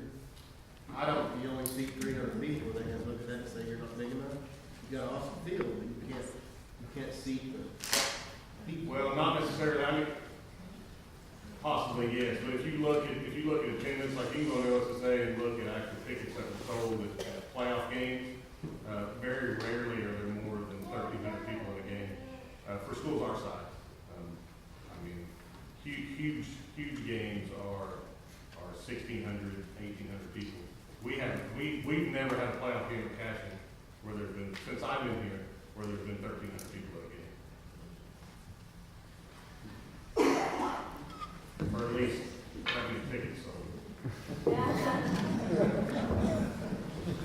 Okay, next up we have Van Storm. He's with Jody Hall, and he'll give you guys some actual numbers of the cost of each one of these. There's several people asking about that, our estimates.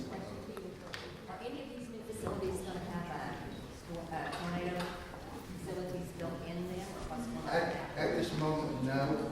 They will not. We will look at that as an alternate as bids come in, because everything is such an estimate, we don't know how the bids come in, so we would possibly look at that as an alternate. But the nice thing about Cashion Public Schools is we have so much underground. Here, we can put the whole town, our student body, and probably Crescent, if they want to come down. I mean, there's just a whole lot of underground. You got the whole gymnasium, all the dressing rooms down there. You got basements under both the middle school and the elementary. So, I mean, there is a whole lot of underground space for tornado safety. And so, as of now, no, but I'm not telling you that it wouldn't be an alternate, because it's always a great idea. Y'all having fun yet? Really enthused by the crowd here. My name is Van Storm. I'm with Jody Hall Construction. We're out of Elk City, Oklahoma. Born and raised there in a rural community, and so since 1985 we've been construction managers all over western Oklahoma. This type of project is what we do all over this part of the country. We're working.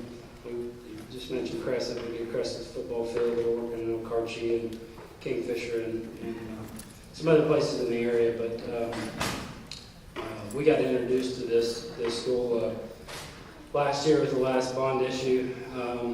We're asked to come be construction manager on your last project, and I personally served here every week with this team, and had the pleasure of getting this job within the budget and completed it successfully and on time and under budget in the end.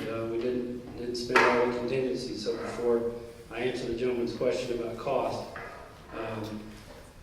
I'd like to mention that we're typically more conservative on our estimates to try to make sure that we have plenty of money. So the greatest compliment that anybody can give you is hiring you back. So I want to thank the school board and thank Mr. Jackson for giving us the opportunity to come back and giving the opportunity to come introduce ourselves. We didn't have that privilege before. This deal was already passed. Plans were already done.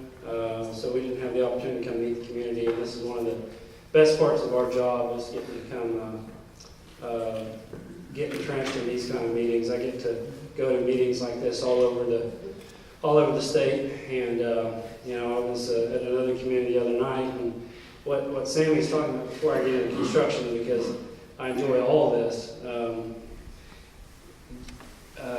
This is unprecedented. We're seeing this type of growth, particularly in this part of the community. I drive these roads every day. It's extremely dangerous because of all the low-field traffic. There's windmills and oil rigs. That's all great. It's funding a lot of projects just like this.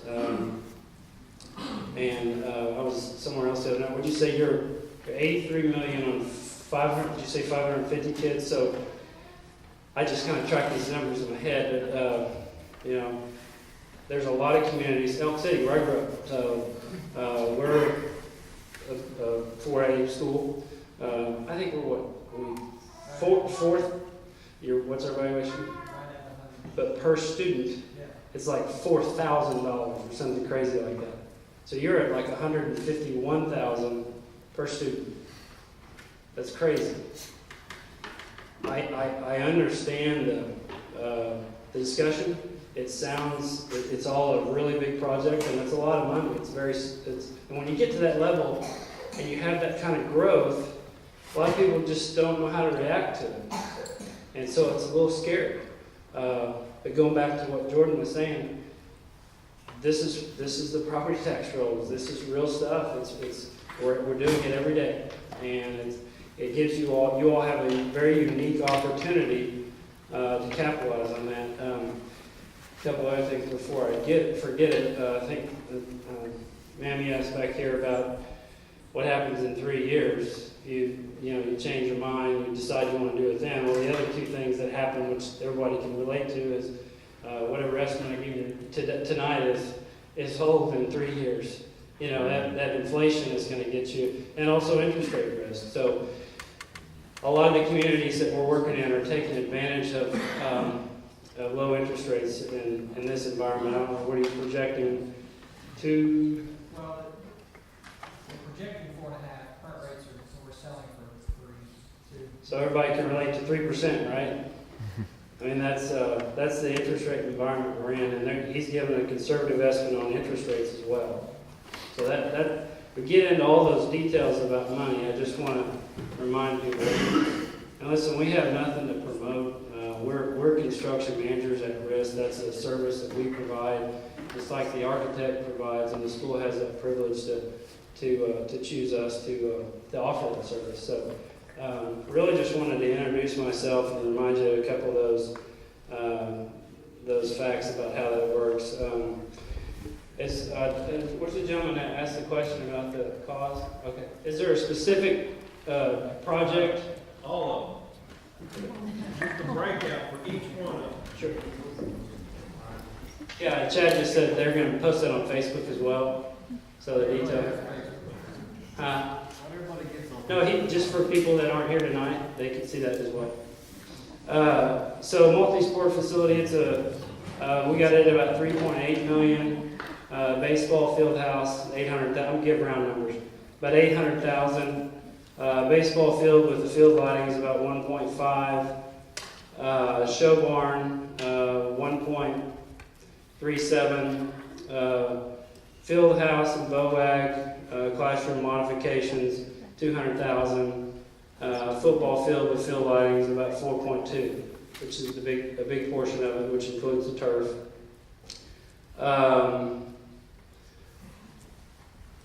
The track's about 600,000, and then we've broken out for this estimate site paving and sidewalks.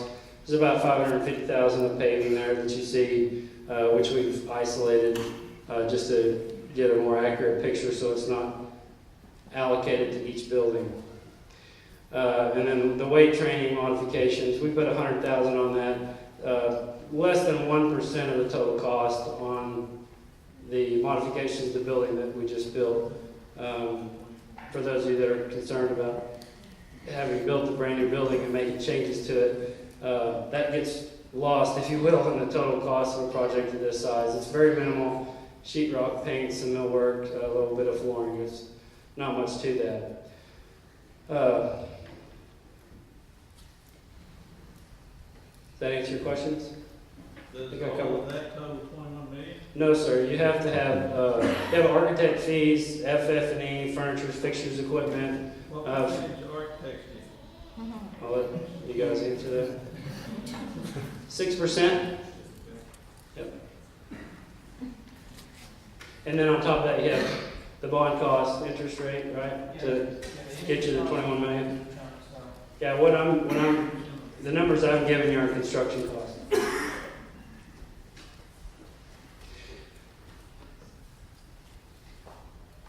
Any other questions? Is John bonded? Yes, sir. Talk about bonding. Yes, sir. You're required under state law, the state of Oklahoma, for public bidding to furnish payment performance bond. If the bond's passed on March 6th, when would construction commence and when would it be finished? We put together a preliminary schedule, which we'll also produce on Facebook as well. That question came up recently. So from the point that you pass the bond, these gentlemen down here start cranking away on their plans, number one. So there's a lot of, with this type of project, there's a lot of phasing and planning goes into with the school, logistics. We're working on existing campus, just like we did with the buildings that we produced. We staggered each of those, if you watch those go up. But I wouldn't want to say, what, six months, something like that for plans. Now, our bid strategy and how we produce those plans and how we want to get as much of those projects out on the street at the time we can to get some economies of scale from bidders. So we'll get a bid strategy, but there's also the calendar that we have to work against. So just assume that we do all at the same time, and it took 6 months. From that point, you have 30 days to advertise, which for bids, and then we're projecting anywhere from 3 or 4 months on some of these projects to 15 to 18 months on the other projects. So the balance of that, the big portion of the job is with the football field. So, you know, all told, it's a couple of year project. You're probably looking 2021 being the first year. Yes, sir. Everything's functional. Yep. Can you speak a little bit on the contingency and budget, maybe like compared to the previous bond project that we had and the contingency amount you had there and what you did use or didn't use? Sure, yeah, absolutely.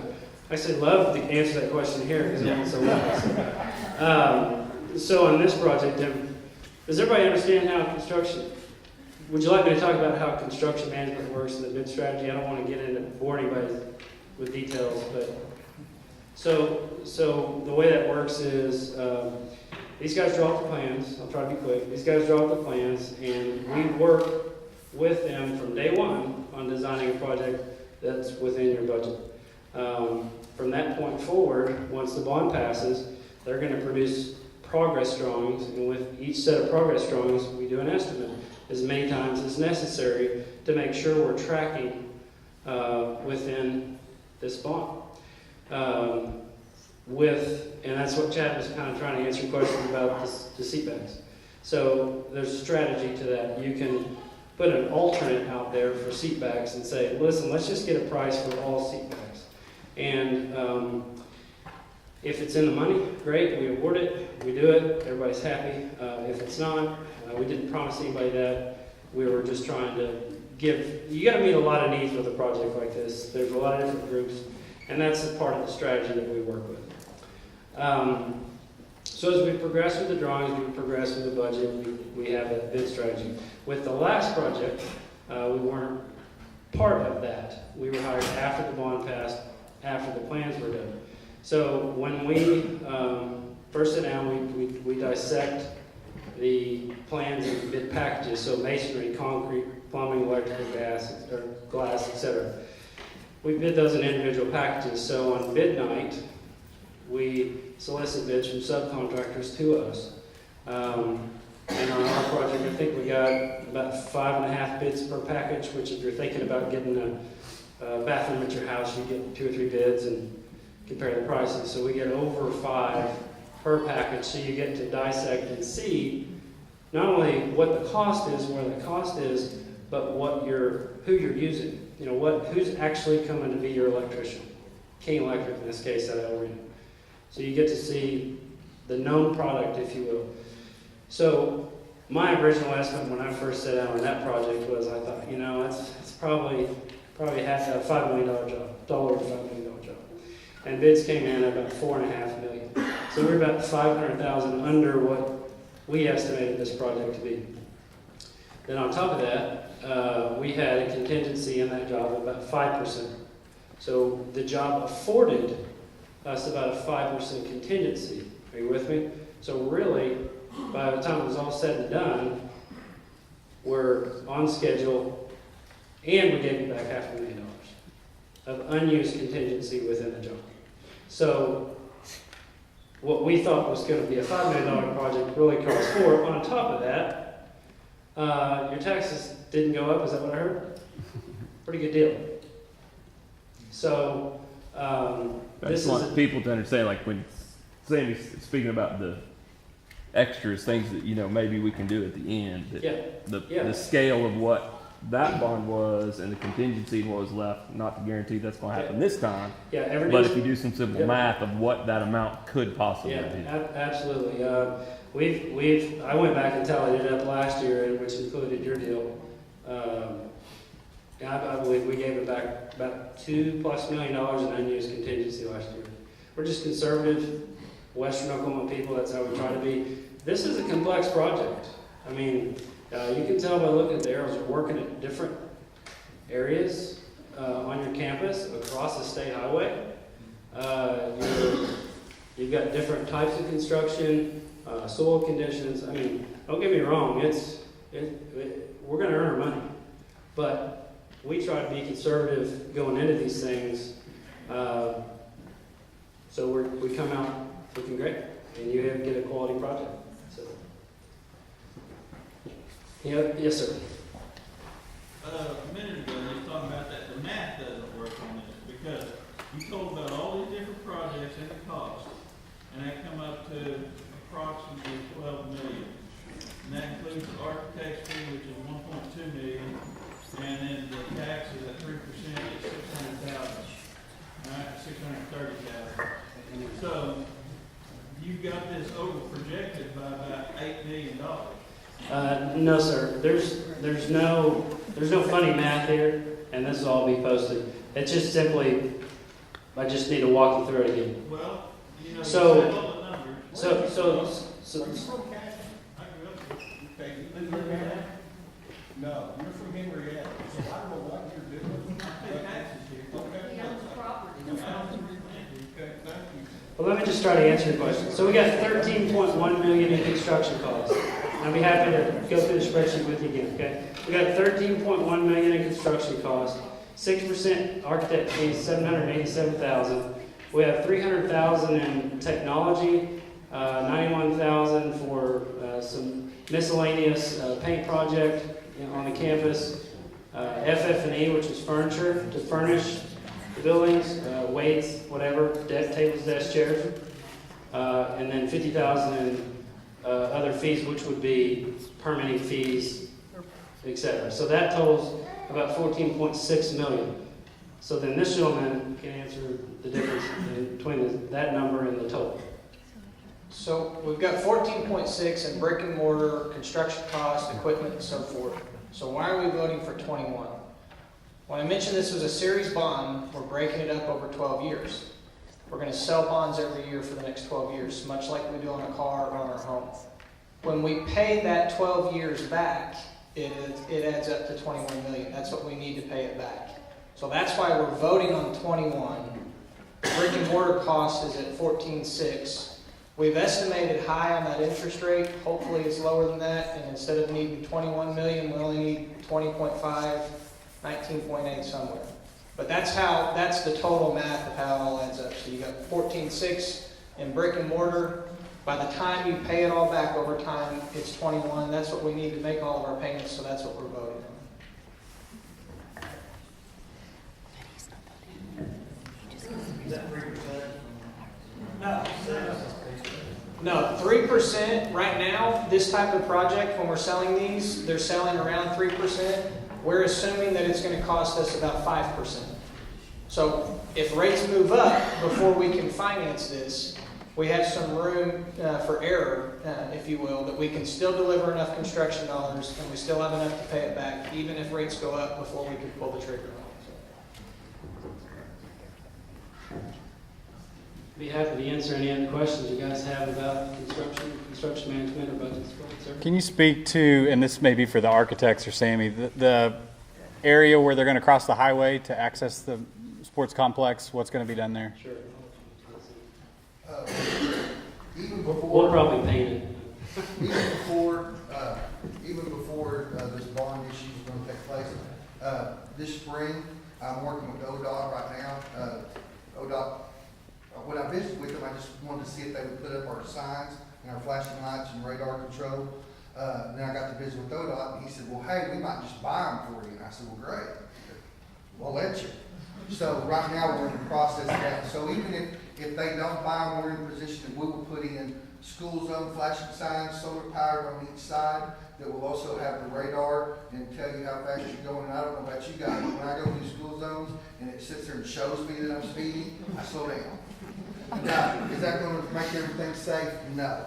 We will have to visit with ODOT and see what all we're allowed to do. But anytime that we have students crossing, say for, classes or for sport, whatever, we would have a teacher out there as a crossing guard as well. We hope to put speed bumps out there if ODOT will let us as well. We hope to put the center stop sticks out there as well that say stop for pedestrians at all times and crosswalks. Like if you drove through Kingfisher down through their campus, they have those. So we hope to have all of that in place to make sure it's safe to cross there. We will have the police there, especially on game nights, to help patrol that and keep that. They usually have no problem with anything we ask them to do as far as safety reasons, so I don't know why they would. But anytime our kids are crossing, we have an adult out there.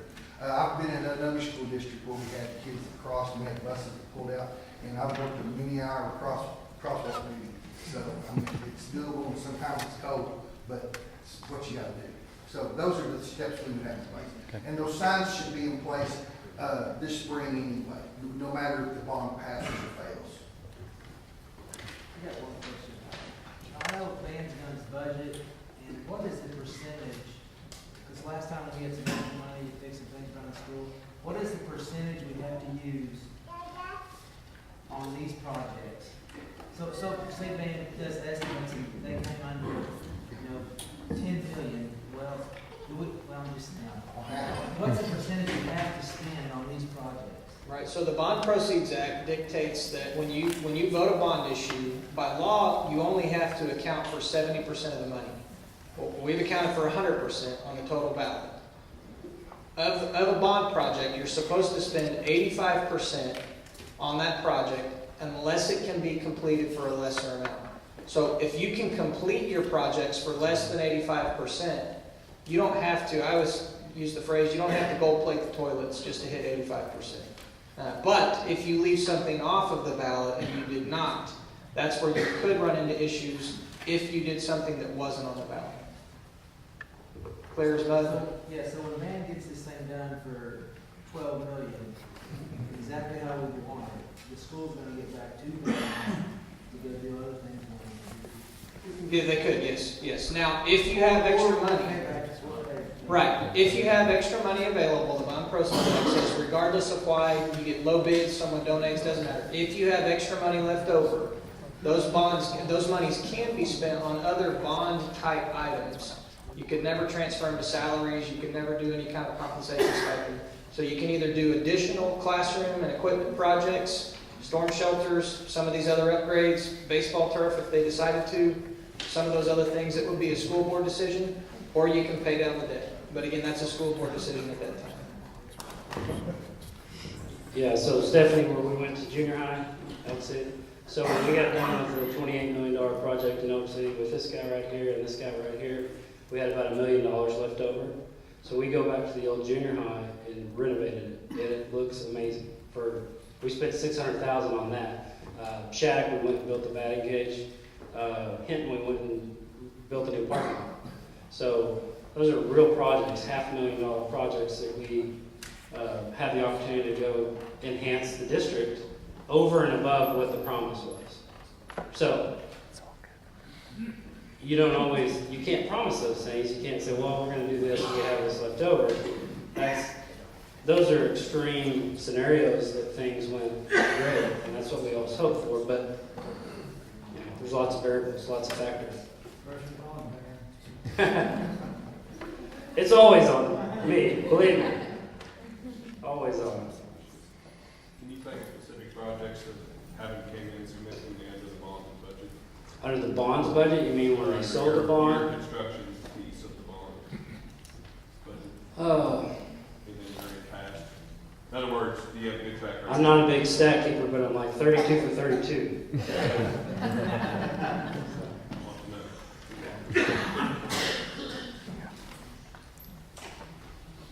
What are some of the other schools you've completed recently? Can you talk about them? Yeah, sure. So I mentioned Elk City because that's where I'm from, that's where Stephanie's from, but $28 million elementary, 115,000 square feet. We did also on top of that with these gentlemen, redid the football field there, built new field houses, built Hinton High School, built Minko High School Elementary, rewrote, currently building McCarthy, all years here. We've done work at Kingfisher, Crescent School. Trying to think of some others here around here that you're familiar with. Hydro's Gymnasium, Ag Building, Watonga. Built the ceilings? No, the original gym we built, Ceilings Gym, 10 years ago, but we're not currently building that one. So those are all schools that we were better than, right, guys? So, Now, listen, what's not mentioned there is what's on the horizon. So, the school bond issues that are voting on March 6th, I'll just say this, you're not the only one because of the same reason. And then in April, there are several more that are in the pipeline. And I'm talking all the way up in the Panhandle. So if you guys know where Boise City is, if you know where Goodwood is, if you know where Guyman is, if you know where Balco and Winoka, you get the point. I mean, it's unprecedented. we're still better than all them.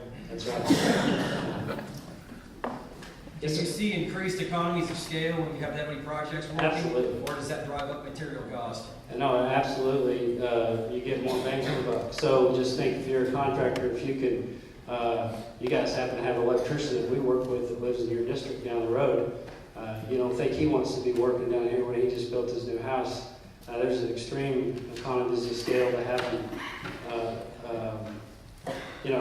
a contractor that can count on being here for a year and a half, 2 years, working for someone that's going to produce the job, produce quality plans, and produce the job on time. So it's a great benefit. Now, with that said, there's a strategy to how you release that and how you package all that together. Our whole strategy on this last building was keep them working, keep every trade working. We did bounce back and forth. You'd run into a hiccup here and you'd bounce over that one. There's a lot of economies of scale to keeping each trade working.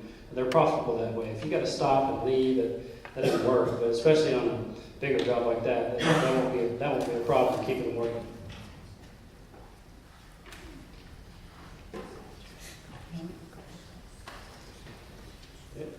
Thank you very much for the opportunity.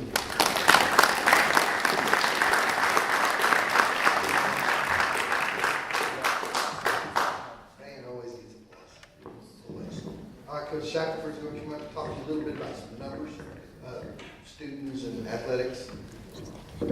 Hey guys, for those of you that don't know me, I'm Lynn Shackelford. I'm the athletic director here. I believe I'm about to complete my 15th year at Cashion, so time really flies when you're having fun. But I'm going to give you guys just some numbers. I know there's been a lot of talk about what happens if people move in, and what happens if we grow, and what happens if we do this. I'm going to give you some actual things that are happening as far as our athletics goes and our extracurricular activities go, and our students that are involved in FFA and ag. So just to kind of give you an idea, athletically, in 2016 and 17, we had 42 boys and 36 girls, 9th through 12th grade, that were involved in athletics. Currently, we have 47 boys and 41 girls. In 2019 and 2020, if everybody that's participating right now continues to participate, and we don't gain anybody, which means, if we're fortunate enough to pass this and we have a wrestling room, nobody wrestles, or nobody else comes out for football or basketball or cheer or whatever. In 2019, we're going to have 75 boys and 47 girls participating in athletics. So our kids are coming to participate in sports. I'm going to give you a few more numbers, and stop me if you guys have questions along the way. But one of the things that hasn't been talked about a lot is the track. We don't have a track. We haven't had a track here ever, but we have a track team. We have a really, really, really good track team. I know, hopefully most of you guys were able to go to Crosswalk last night and watch our girls play basketball.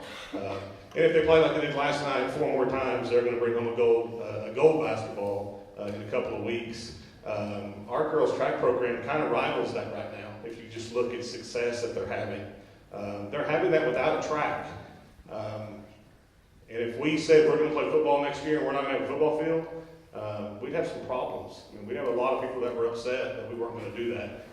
So one of the things I want you guys to appreciate is how much interest there is in our track program, even though we really aren't giving them really any tools to be successful.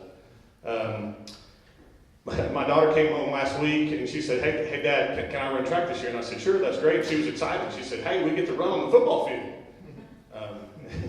That's great, Landry. It'd be really great if you could run on the track, but I'm glad you're excited about running on the football field. We have 17 fifth graders right now that are going to participate in track this year.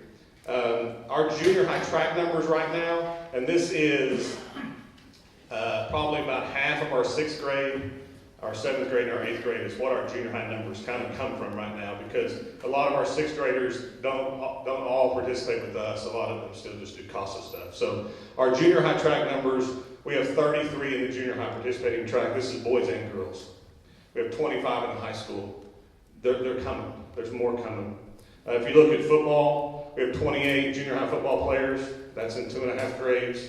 We have 34 high school football players. That's in 4 grades. Baseball, we have about 25 in junior high. We have about 20 in high school. Cheer's about even. Basketball, we have about 50 playing basketball in the junior high and about 35 playing in the high school. So our numbers are growing in those sports. We have a field house right now that was built for us last year that we've been in for about a year that is fantastic, especially fantastic compared to the one that we used to be in. And it's awesome. And if the community decides that that's the field house that we need to have for the next 35 years, like the one we had before, then we'll make it work. That field house is the exact same size as the one that we were in before. It was built for about 30 to 35 football players. In 2 years, I think we're going to have about 50 kids playing football in high school. And if the numbers continue in junior high, it'll be probably around 30 playing junior high football. So we'll have 80 kids that we have to fit in that building out there, which is doable. We can do it. We can make it work. But it's not ideal, and I don't think it's the best situation for our kids. We still don't have a track. We don't have a track locker room. We don't have a high jump pit. We don't have a long jump pit. We can't practice relays. We can't do any of the things that we need to do to be successful at track, or at least as successful as we can be. We're not giving them the tools to be able to do that. We have to put our kids on a bus and go over to Kingfisher to practice, and really all we can do over there is run on a track. We can't use any of their field equipment stuff. We don't have a shot rink. We don't have a discus rink. We can't do any of those things that we need to be able to do to give those kids the best opportunity to be successful. On top of that, somebody asked me about hosting for football. Track meets are a way you can make a lot of money. Covington Douglas, which is a school north of us, it's about half of our size. They have 5 track meets a year that generate about $20,000 to $25,000 for just those track meets, and that's a little school that's over up by Perry. That doesn't. I mean, we could do that here and probably have to turn people away. USA Track is kind of a big deal in the summer in Oklahoma. They have a really hard time finding places to host their track meets. I believe last year they used Cherokee's track to host their track meet. Jeremy was there. Jeremy, how many people do you think were at the track meet that day? A few thousand people went to Cherokee that day for a track meet. So those people could come here and they could pay to get in. They could buy drinks. They could do all that stuff. So there's opportunity with a track to really generate a lot of money for a school our size. And again, if you're going to do it, why not have the best that we can have at it? I've heard that before. so far, you know, why do we need this stuff? Why do we need a new football field? The one we have is great, and it is. We won a lot of football games out there, and if that's where we play for the next 20 years, we'll win a lot more. But we have the opportunity to go give our kids the very best that we can give them. Just like our principals are going to stand up here in a minute, they're going to talk about the opportunity we have right now, what we're going to give our kids educationally, the very best that we can give them. I want that. I want that for my kid. I want that for your kid. I want to give them the very best that we can give them. Just like Clayton said, I want to be the best. I want to be better than everybody. I want to have the best stuff that we can have. And we have an opportunity right now to do that, and I would love to take advantage of that. A few more things, and then I'll be quiet so we can get you guys home. A couple of the Chad and a few other people were asking about some of the stuff that we did with the extra bond money that we had. We were able to redo our little gym, which I don't know if you guys have been in that, but if you haven't, I encourage you to go down there and look at it. It's an awesome practice facility now. We were able to redo our locker rooms for basketball and make them extremely nice.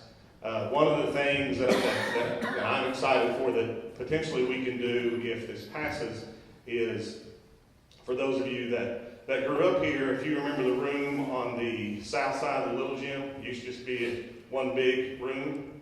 Currently it's 2 rooms. It's a cheer room, which isn't very functional for cheer, other than it's kind of a locker room for them. And it's a weight room.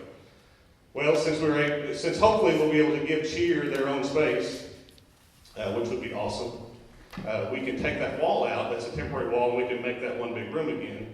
We can take our weight equipment that we just bought out here and the flooring and everything, and we can move it over there and give our basketball probably the nicest weight facility in the state, especially for a school our size. So that's really exciting. We've talked about putting some Stairmasters and ellipticals and treadmills and stuff in there and opening that up in the evenings for the community to come up and use. So, you know, while your kids having CASA basketball practice in the gym, you can go in and knock out, 7 or 8 miles on the treadmill if you want. So that's exciting to hopefully be able to do some things like that. I don't know if you guys have been paying attention, but we have kind of a grassroots wrestling program that has kind of taken off around here, which I'm excited about. I think Casey's told me we have around 40 elementary kids that are wrestling. It'd be awesome to be able to give them a place to do that. That's just theirs. That's one of the things that for a lot of our sports we don't have. We don't have something that's just theirs. We would be able to do that. We could give cheer a facility that's just theirs. We could give wrestling a facility that's just theirs. We could give track. We could give our track girls a locker room that's just theirs. This is your space. This is yours to take pride in. As a coach and as an athletic director, that's really exciting to me to be able to look our kids in the face and say, girls, here's a 2,000 square foot cheer facility. Go use it. Go wear it out. Go be as good as you can be. Wrestlers, we're gonna start wrestling, and we're gonna start it with the best wrestling facility around. That's exciting to me. That's exciting for those kids that want to participate in that sport to hopefully have something we can give them. You guys want to wrestle? That's fantastic. Here's a wrestling room for you guys to go use. So that stuff's really exciting to me. And the last thing, and you guys can ask me whatever questions you want to ask me. I have 2 things.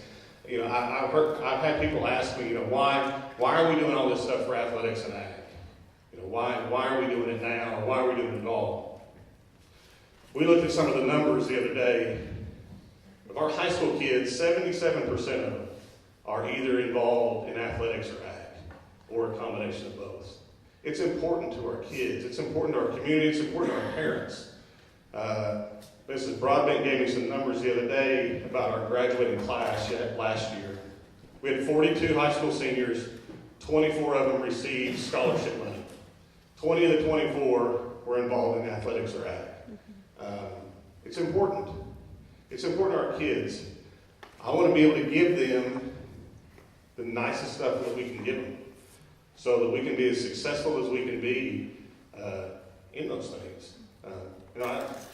This is a great place. It's phenomenal. The support here is incredible. It's unlike anywhere in the state of Oklahoma. We're fortunate enough to coach here, and we get to go out and we get to listen to how other people view us and what other people say about us when they come here and they see our gym. Mr. Jackson was dead serious. We had an administrator at another school who just finished building a gym. They have a brand new gym. Said he wished he had something like ours. I want that. I want to be the envy of everybody that we play. I want to be the envy of everybody around me. I want somebody to go back and say, why don't we have stuff like they have? So that's my spiel. That's my 2 cents. We do have some numbers coming that we're going to have to deal with. So unless you guys have some questions, I'll move this thing along. Yes, sir. Talking about all the sports needing their own facilities, is there currently a golf program with Cashion? We do have a golf program. I'm with Jared. Let's up it and we'll build a 9-hole golf course in town. You got a big grass field back there. Did you not put something in that? You mean like a putting green? Or a net up? Some kind of driveway? Well, yeah. I mean, it would be nice to be able to have a facility. And we've talked about this. If the current indoor that we have continues to be the current indoor that we have, in other words, if the community decides that this isn't what we want to do, then yeah, we've talked about completely redoing how we do that netting-wise so it can accommodate baseball, wrestling, cheer, golf, football when it rains, all the other things that we do. So yeah, that facility that we currently have could be set up to house 7 or 8 different sports. Hopefully, Van will help us out, and we'll come through with some extra money, and we could build an indoor facility over there where we could put netting and stuff in there where it could be used as a hitting facility, and we could set it up to where we could go in there and have like a indoor driving range, like you see it, Golf? Yeah, golf. Well, maybe not that. Maybe like Golf Galaxy. But we've also, one of the great things about Mr. Jackson is she brought up golf, and we have started a golf program, and it is growing. But Cedar Valley's been really good to us right now. They're going to let our kids play golf over there for $6 a round. We've also talked to them about hosting some golf tournaments over there next year to try to help generate some more money for our golf program so that we're not spending general fund money or we're not fundraising. I hope that answers your question. Okay. Anybody else? All right, I got off easy. Thanks, guys.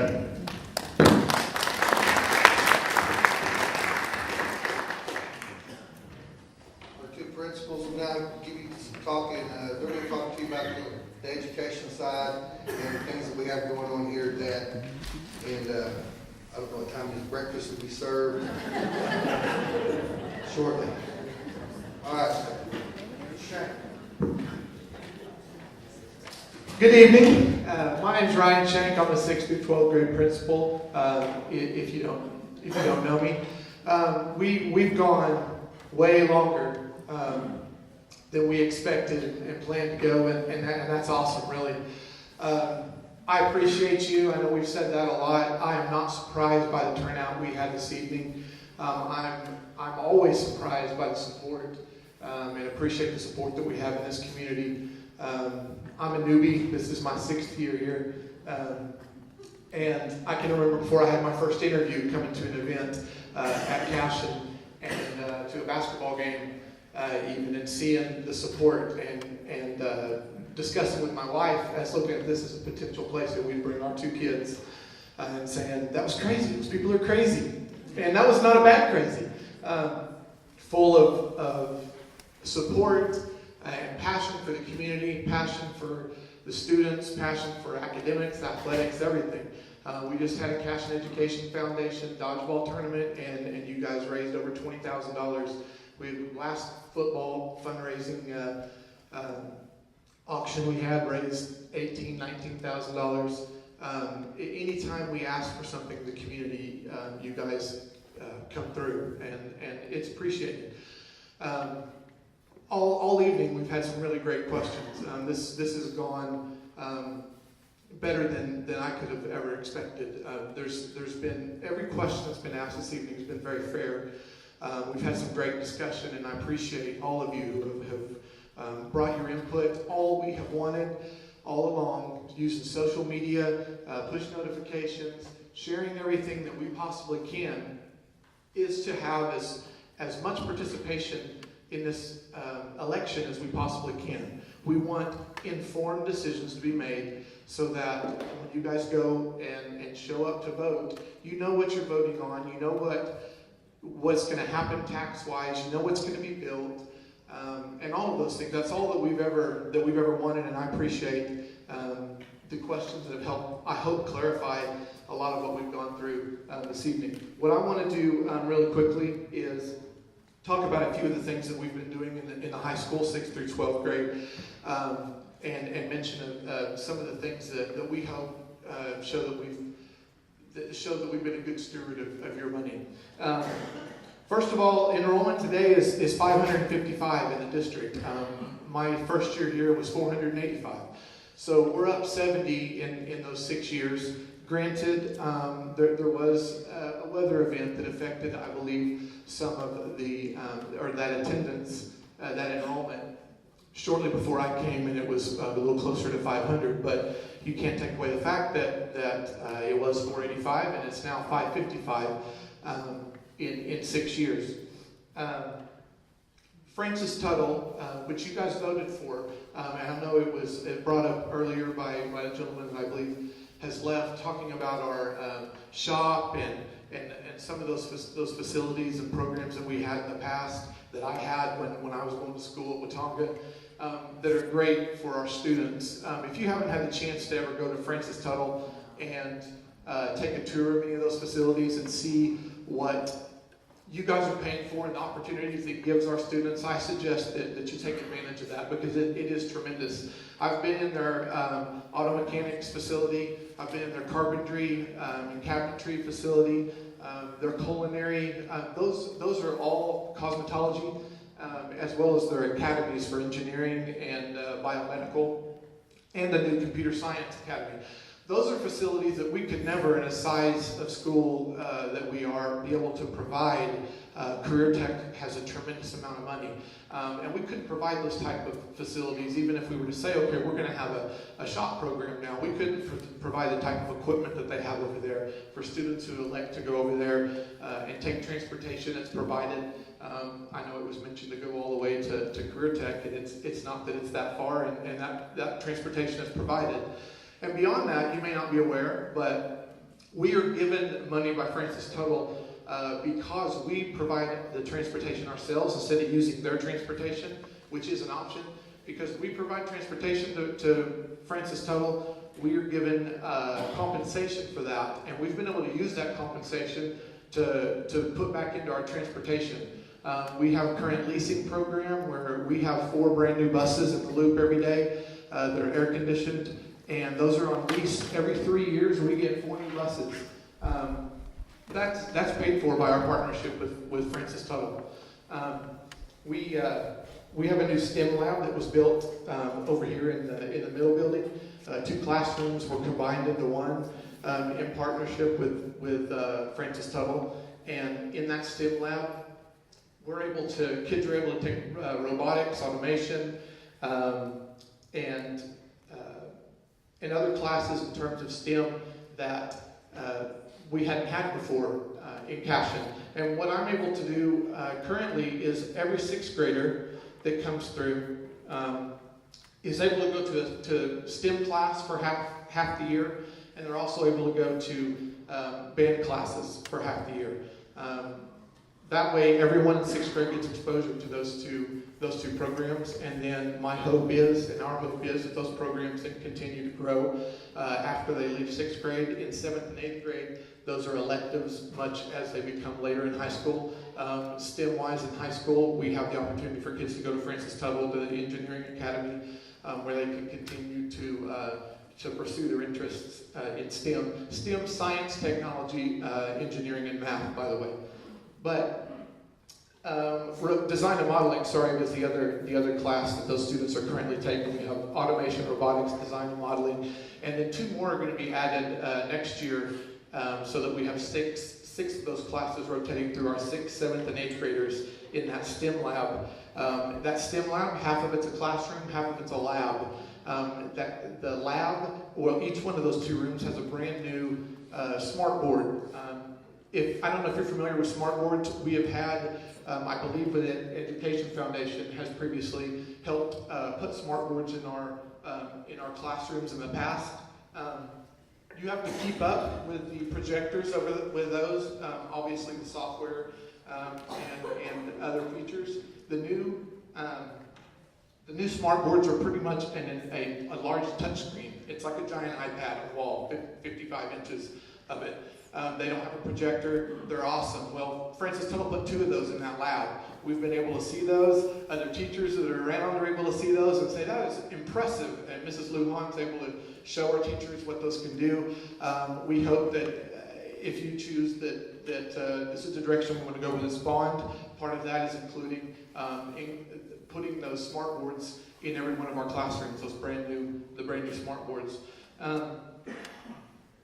We right now are in a little bit of a lull in terms of our Francis Tuttle enrollment, and I know that question has come up in terms of participation. It always fluctuates every year. This year, it's just below 10 students, which is the lowest it's been. It's typically always been at 20. It right now is projected for next year to be back up to 25. Why was it that low this year? I don't know. We've tried to ask ourselves and answer those questions. We've had some calendar discrepancies. We don't know if that had anything to do with it. Smaller class size in a couple of the upper grades.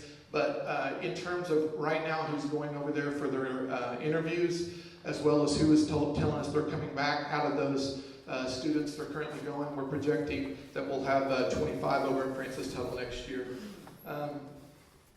We have currently working with a partnership with Langston and NASA to put essentially not a STEM lab, but to do STEM projects within our physics class that Mrs. McCabe teaches. We're going to be speaking about that here in the next few weeks and visiting with that with the board as well. But they've given a proposal to us and just want to share that with you as a possibility. But they, through Langston and in connection with NASA, we would be able to incorporate essentially a STEM project, turn one day of a week into physics is already STEM based anyway, but to do a hands-on project type lab once a week, add 36 hours of hands-on project-based instruction into our classes. So as you are aware, those of you who have been in the community for a while, we have had an ebb and flow of where money had been, some of that taken away by legislation. Also just coming and going as typically things do. We had to make some cuts. I know before I came, obviously we had a band, we had a fax, home ec, sorry, for the way it used to be called home ec, Family and Consumer Sciences. We had home ec, we had band. Those things had to be cut. Those were tough decisions that were made previously in terms of based off funding. We've been able to add back the band program. We have a tremendous music program right now. I hope you've heard a lot about it. We have a student who just qualified for state in solo and ensemble as a clarinetist. Last year we had some percussion students that also qualified for ensemble at state. Last year we had in the spring at the Heartland Music Contest, we had the first time we competed in that. Band got excellent, and vocal and orchestra were both superior, with some superior individual students in that as well. If you've been to events, obviously you've seen their presence at football games. I requested that Mr. G come to some basketball games too, to give us some pep band there, and it adds an awesome atmosphere. And part of what was mentioned when Regent Brett told us how awesome our gym was and what a home court advantage it was, he referenced the entire atmosphere, including everything that we're able to provide inside there that we've been talking about. Let's see, make sure I don't mess up my cheat sheet here. Some other things that we've been able to bring back that have been in the past. We offer right now 2 years of 2 different foreign languages, French and Spanish. We had a really good coach and a chemistry teacher who went 4A, I believe my second or third year here. I could not fill that chemistry position. I had two candidates, and neither one of them I would have felt comfortable putting in front of your students. And so anyway, we had to fill that for a year online, which is not ideal. We currently, though, have a chemistry teacher who teaches chemistry and physics. We also have psychology. We have an astronomy and meteorology class. We alternate yearly between AP Lit and AP Language. We have AP Calc. And then, as I've mentioned before, we have engineering, biomedical, computer science academies at Francis Tuttle. But also over at Francis Tuttle, as a part of that, you get pre-AP courses in math and science, STEM, as well as other AP courses that we can't offer here that our students can get if they decide to pursue higher level math and higher level science that we can't offer at Cashion. They can go to Francis Tuttle for half the day and be able to benefit from that. We've had students obviously take advantage of that. We've also have a tremendous leadership and mentoring program, as well as a student council that's very active, very large, and does a lot with fundraising. And their presence is felt daily on our campus. We are in the process of purchasing Chromebook carts for every classroom. Middle school already has those in place. And this spring, we're still purchasing for the high school. Every classroom will have a Chromebook cart in that, so that we essentially are a one-to-one campus, one device per student. We keep those in the classroom so that those students have access to those as they move throughout the day and throughout the building. As you see behind me, we are also in the process of purchasing new curriculum for the entire district. That's going to be a large undertaking. Pre-K through 12th grade. Mrs. Moore and I were able to go. Currently, the adoption is mathematics, and we were able to go this month to Caravan in Oklahoma City and able to be presented with some mathematics materials. And so behind me, we are still adding history and language arts as more of those come in. Our teachers are able to come through in the elementary. Take that away when you talk this morning. In the elementary, there's a room. I call it the curriculum buffet, and then here in the stage area was the easiest place for my high school and middle school teachers to have those materials, to be able to come in, take a look at those, and make decisions here in the next month of where we want to move forward with our curriculum. Our curriculum will, particularly 6 through 12, will use the online component. What we choose will have an online component with online materials and instruction. But at the same time, every classroom will have a textbook set for traditional purposes, for if we have any technology issues, or we have a student with special needs that needs that written or print material. All of that is in the process of taking place right now.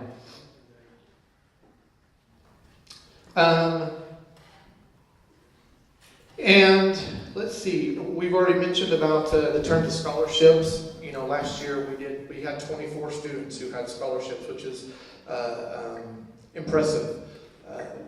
And 20 of those have been involved in ag and athletics, and that is important to our students.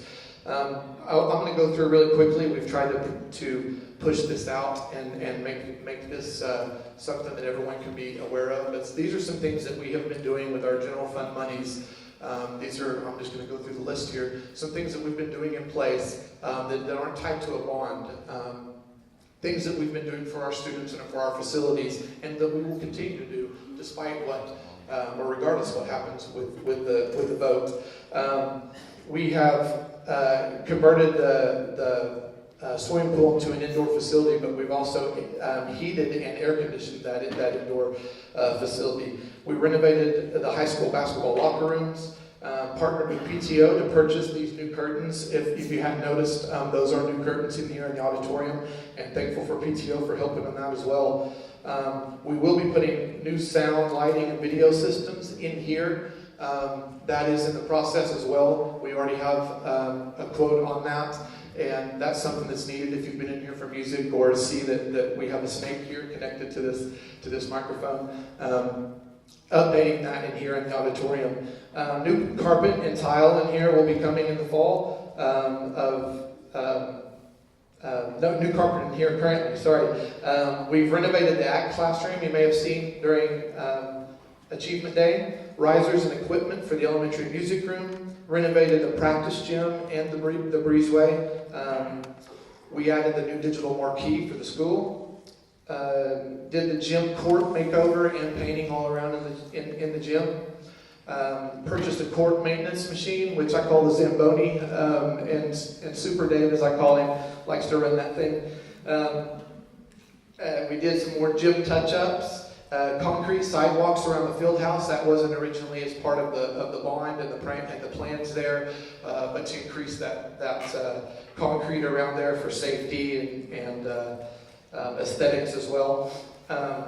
We teamed with the Cashion Education Foundation to purchase computers and cards for each classroom that will be completed in 2018 and 2019. All new curriculum for the entire district. New route buses with cameras with the lease program that I mentioned earlier. Security cameras across the entire campus. And I can tell you from my job, that has been tremendous. You can see this one right here is pointing at this doorway. You cannot enter this district, and we have 582 million doors in this place.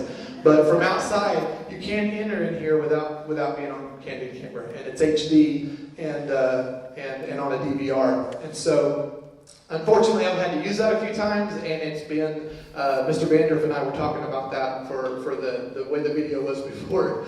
It was pretty grainy. It looked like you were looking at a VHS tape.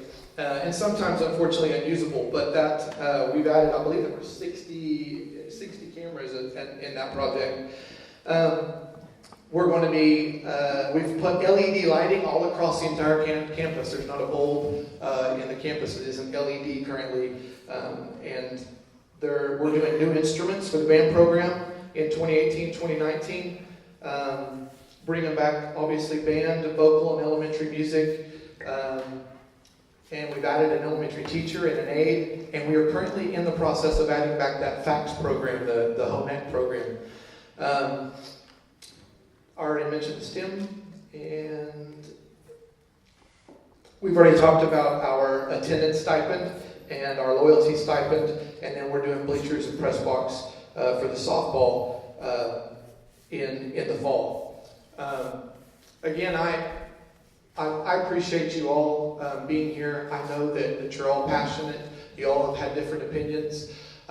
We mentioned all of this to try to show that we're trying to be good stewards of the money that we have currently, that we get, that we want to better our programs, take care of education, take care of our facilities, regardless of there's a bond passed. And I know that that's not new. That's not new to Mr. Jackson and to me. We have two board member, 15-year board members in here, and that's always been a passion and a priority at Cashion. We're just blessed currently with what we can do, and hope that we can take advantage of that. I appreciate you all being here and for listening to me ramble on longer than I intended to. Anybody have any questions before I give it to Mrs. Moore? Yes, sir. You said you're adding 2 more STEM classes at the middle school level, but I missed what they were, or what 2 classes are those? One of them is called Medical Detectives, and I cannot remember the other one off the top of my head. There's 6 that are part of Project Lead the Way. I say 6, and I'm holding up 3. Project Lead the Way, that's with that career tech at Francis Tuttle. The 5th one is Medical Detectives, and it's an engineering class, if I'm remembering, but I don't remember the exact name of it. Do you have a coding class? We do not have a coding class. No, we have computer classes, but not specific coding, no. You can get into that at Francis Tuttle, though, in the Computer Science Academy, and as well as design and modeling 3D technology.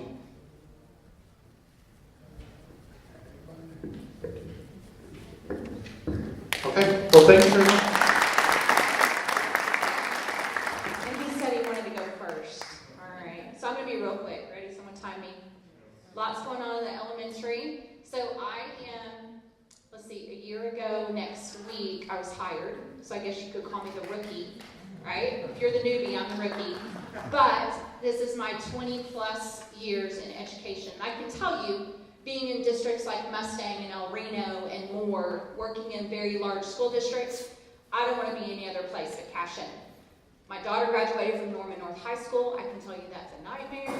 My son went through Newcastle, which is a little smaller, but that was, you know, our youngest is in Cashion, and that's where we are going to stay. And we love Cashion, the community of Cashion, the commitment to the kids, and so I'm really, really excited and blessed to be a part of the community and the teaching staff. We have the best teachers in the world. We have the best support staff in the world. And if you guys don't know that, just stop by the office and look at Jody's face every day and know that she is amazing because she takes care of our parents very well. So a couple things in the elementary that we've done this year. I typed up a whole list of things that we've accomplished front and back, which I think is pretty amazing in a year. But Ryan mentioned new curriculum. We brought in a brand new reading curriculum, which has not been. And I'm a reading nerd. Like, I've taught reading all my life, and so I could talk all day about teaching reading and how the brain learns to read. Just a nerd. So that was my first goal, was to bring in a brand new reading curriculum and brand new reading assessments that were reliable. So what we've been able to do is get that in the hands of teachers with training. Our kids love the textbooks, but the reading program, but it also meets all of our kids' needs, whether they're struggling or whether they're advanced. And I can tell you, we have a lot of advanced kids. And so through our new reading assessments and through our new reading curriculum and our new math assessments, we've been able to identify not only our strugglers, but also our advanced kids. And so on the heels of that, or what's coming down the pipe based on those results, is we're in the process of developing a gifted and talented program to provide enrichment for our kids that are at that advanced level. We have young kids, first, second graders reading on 5th, 6th, 7th grade level. What are we doing for them? So that's a priority for us. So just know that is in the process of being developed, along with our students that do struggle. We bought new curriculum to address their needs, contracted with a consultant to help our special education program, brought in new assessments just to make sure that we are doing everything we can to make sure that they are successful at all times. And so our number one priority is the education of students, really at the individual level. So what does each individual child need? Because they're all different. There's 25 personalities sitting in front of teachers every day. So we've done that. We've been able to transition to a school-wide Title I program this year, which is really important because now we don't have to pick and choose which kids we serve. We can serve all children, which was really, really important. It also allows us to buy technology equipment that every child can touch, not just these few over here or these few over here. So that was a big undertaking, very, very excited about. Of course, partnered with the foundation to purchase Chromebook carts and accessories. We will complete that purchase coming up this year, so every child in the elementary will have access to either a Chromebook in grades 3, 4, and 5, or an iPad in grades pre-K through 2nd grade. We are purchasing new curriculum, math. My teachers went, just like Mr. Shank's teachers went, saw new math curriculum, and so we will make those decisions. The elementary as well has a textbook component, traditional component, but also has an online component. The really cool thing is when your elementary child comes home and you don't know how to teach that math because it's a new type of division and I learned it one way and it's being taught, you can click on a tutorial, it'll show you how the teacher taught it and all that kind of stuff. So lots of home connections as well. Upcoming program development that we're talking about as a staff, besides new textbooks, gifted and talented program, really excited about that. Transitioning into STEM-focused Fridays for 3rd, 4th, and 5th grade. Currently, 5th grade does a great job of STEM activities. We're going to start to trickle that back down into our younger grades as well, so look forward to that moving into next year. The first 3, 4, 5 STEM focus will be end of April into May. So that's in current development.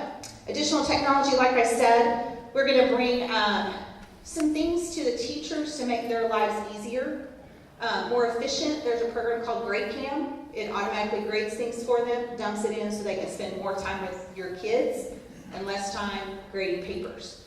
So we're going to be able to bring that to them as well. And of course, additional computer technology. We were able to add an elementary counselor, and I can tell you without her, I don't know where I would be. She does so much. Miss Wagner is her name, but she has added that element of social emotional development, family connections, working with kids. She brought in Healthy Schools Initiative. We've had vision screenings, eye screenings, hearing screenings. We did dental screenings today. And so really just looking at the child as a whole in elementary, making sure that they're healthy. She's also part of the PALS program, mentoring program for some of our students, food bank collaboration, family connections. And when I came here, what I kept hearing from parents and teachers was all about school culture and bringing back the positive and making it a happy place again. And so what we've worked really hard on this year with the staff is truly being a Great Expectations model school. That's a big deal around here because Cashion was the first school in the state to be a model school. And so we want to make sure that we are doing that. Teachers have gone to Love and Logic training. I don't know if you're familiar with that, but it will, if you're not, it's really good. Lots of positive referrals, shout outs. If you ever come to Wildcat Wake Up, the kids love the shout outs. In fact, I had a first grader tell me yesterday that he was giving me a shout out on Friday. So I can't wait to read it. Student teacher recognition, bringing back students of the month, just that positive reinforcement because we're here to develop kids and teach them how to do life in an effective way, efficient way, loving way. The only other thing that is really important to us as a staff are service projects, giving back to the community. Our students get so much, so we want to make sure that we are giving back. And so we had the big Make-A-Wish initiative in the fall. Some of our students are going to volunteer for Special Olympics coming up in the spring at the elementary level at 5th grade. And then we also, on the horizon, have a school beautification project with our elementary fundraiser that we just did. And then I just received an email from a teacher who's writing a grant to put in a school garden. And so at the elementary level, so that is really, really exciting. So, you know, pre-K has their corn and first grade has their green beans and, you know, caring and giving back and all those types of things. So, lots of fun stuff in the elementary. I'm happy to be here. Any questions? Yes. What's the target class size in the elementary right now? And do you have any classes that are currently exceeding it? And if you do, what's the plan to alleviate that? Our largest class size is 23, and our smallest class size is 15. I've taught in a classroom of 32 fifth graders.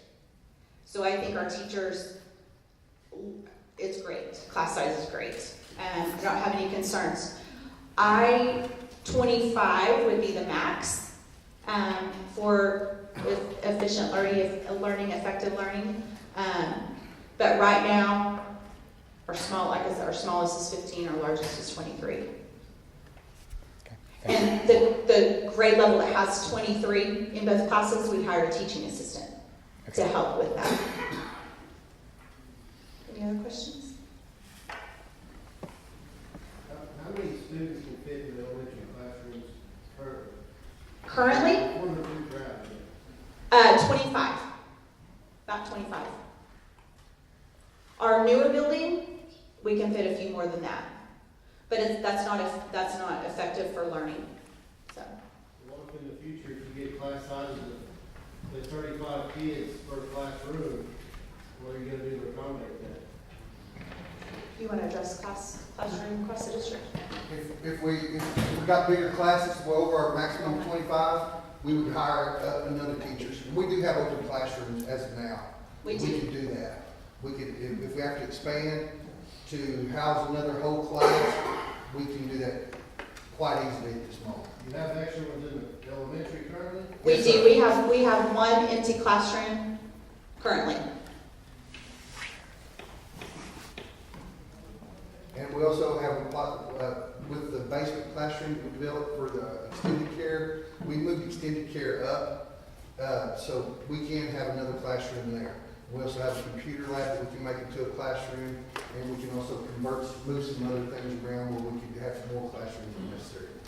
I mean, we have some empty spaces, but we would maintain that. Like I said, anytime we get pushing that, we got an 8 and we have 23.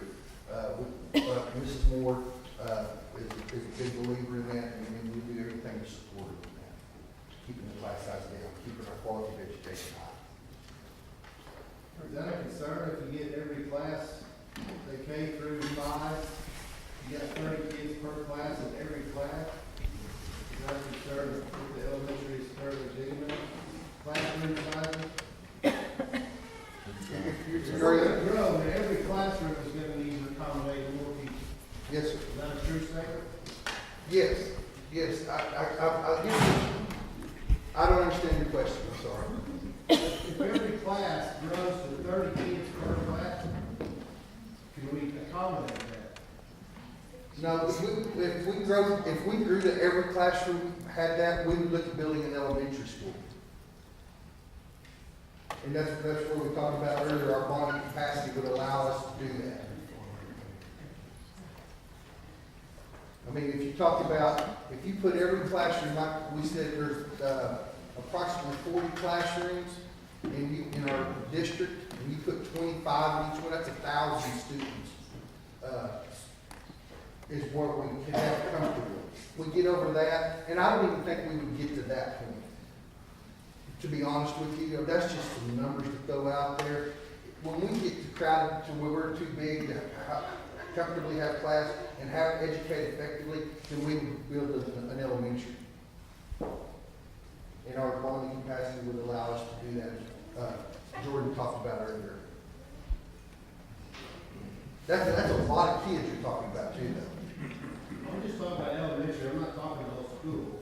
We're 555 now, it'd be 420 in the elementary, that's a lot of kids. Our elementary enrollment right now is 271. Yeah, and of the elementary, what's the most, like the highest grade, is that third grade? Third grade is our largest, And we 23. have like 46, Mm-hmm. So you're talking about, we would have to get to 60 before we would have 2 classrooms in third. But I'm just saying, I'm not growing. Right. We're gonna grow with that. Any other questions for elementary? Good job.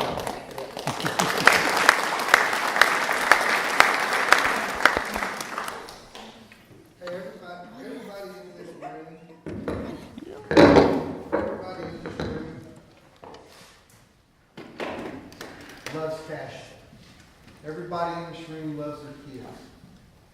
You wouldn't be here if you didn't. And we appreciate that. This place is incredible.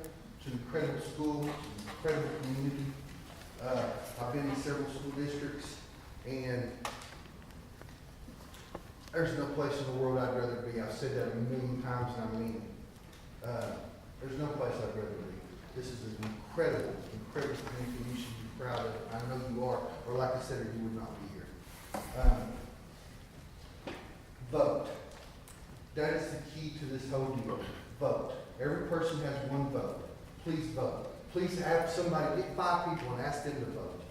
Vote. Let's have a community response to this bond issue and see what the community says about it. And then we'll know, and we'll have a direction, and we can see where we want to go. There's lots of opportunities, as we've showed you. There's lots of things that we're doing here that are not tied to the bond. Our education, the curriculum, all those things, all those improvements that we talked about are not tied to the bond. They're going to happen whether you vote yes or no. Our education will be taken care of. Our teachers will be hired. We will try to compensate our teachers above and beyond. All those things we will do. We will make the physical improvements to the things that we have. We will keep them up. That's going to happen. That's going to happen as long as we can make it. And the better we can make it, the better we will. So I hope that everyone understands that first and foremost is how much we're committed to that first. And I say we because it is we. There's no one person making all this happen. There's no one person behind this. It's you guys. It's our teachers, it's our students, it's our community. We make this happen. It's us. It takes all of us. And we appreciate your support. We appreciate you being here. The other thing I want to say before I let you go, because I know you're tired of listening to me, and I could get on a ramble if anybody gets me. I could go forever. If you have a question, call me. Come in my office. Email. Whatever makes you comfortable. Tell me to come to your house. I'll come to your house. If you got a question, ask me. I will tell you. I will give you everything you want to know. You want to know some numbers? I'll give them to you. You want to see some stats? I'll give them to you. I'll give you anything you want to know. There's nothing we will not share with you.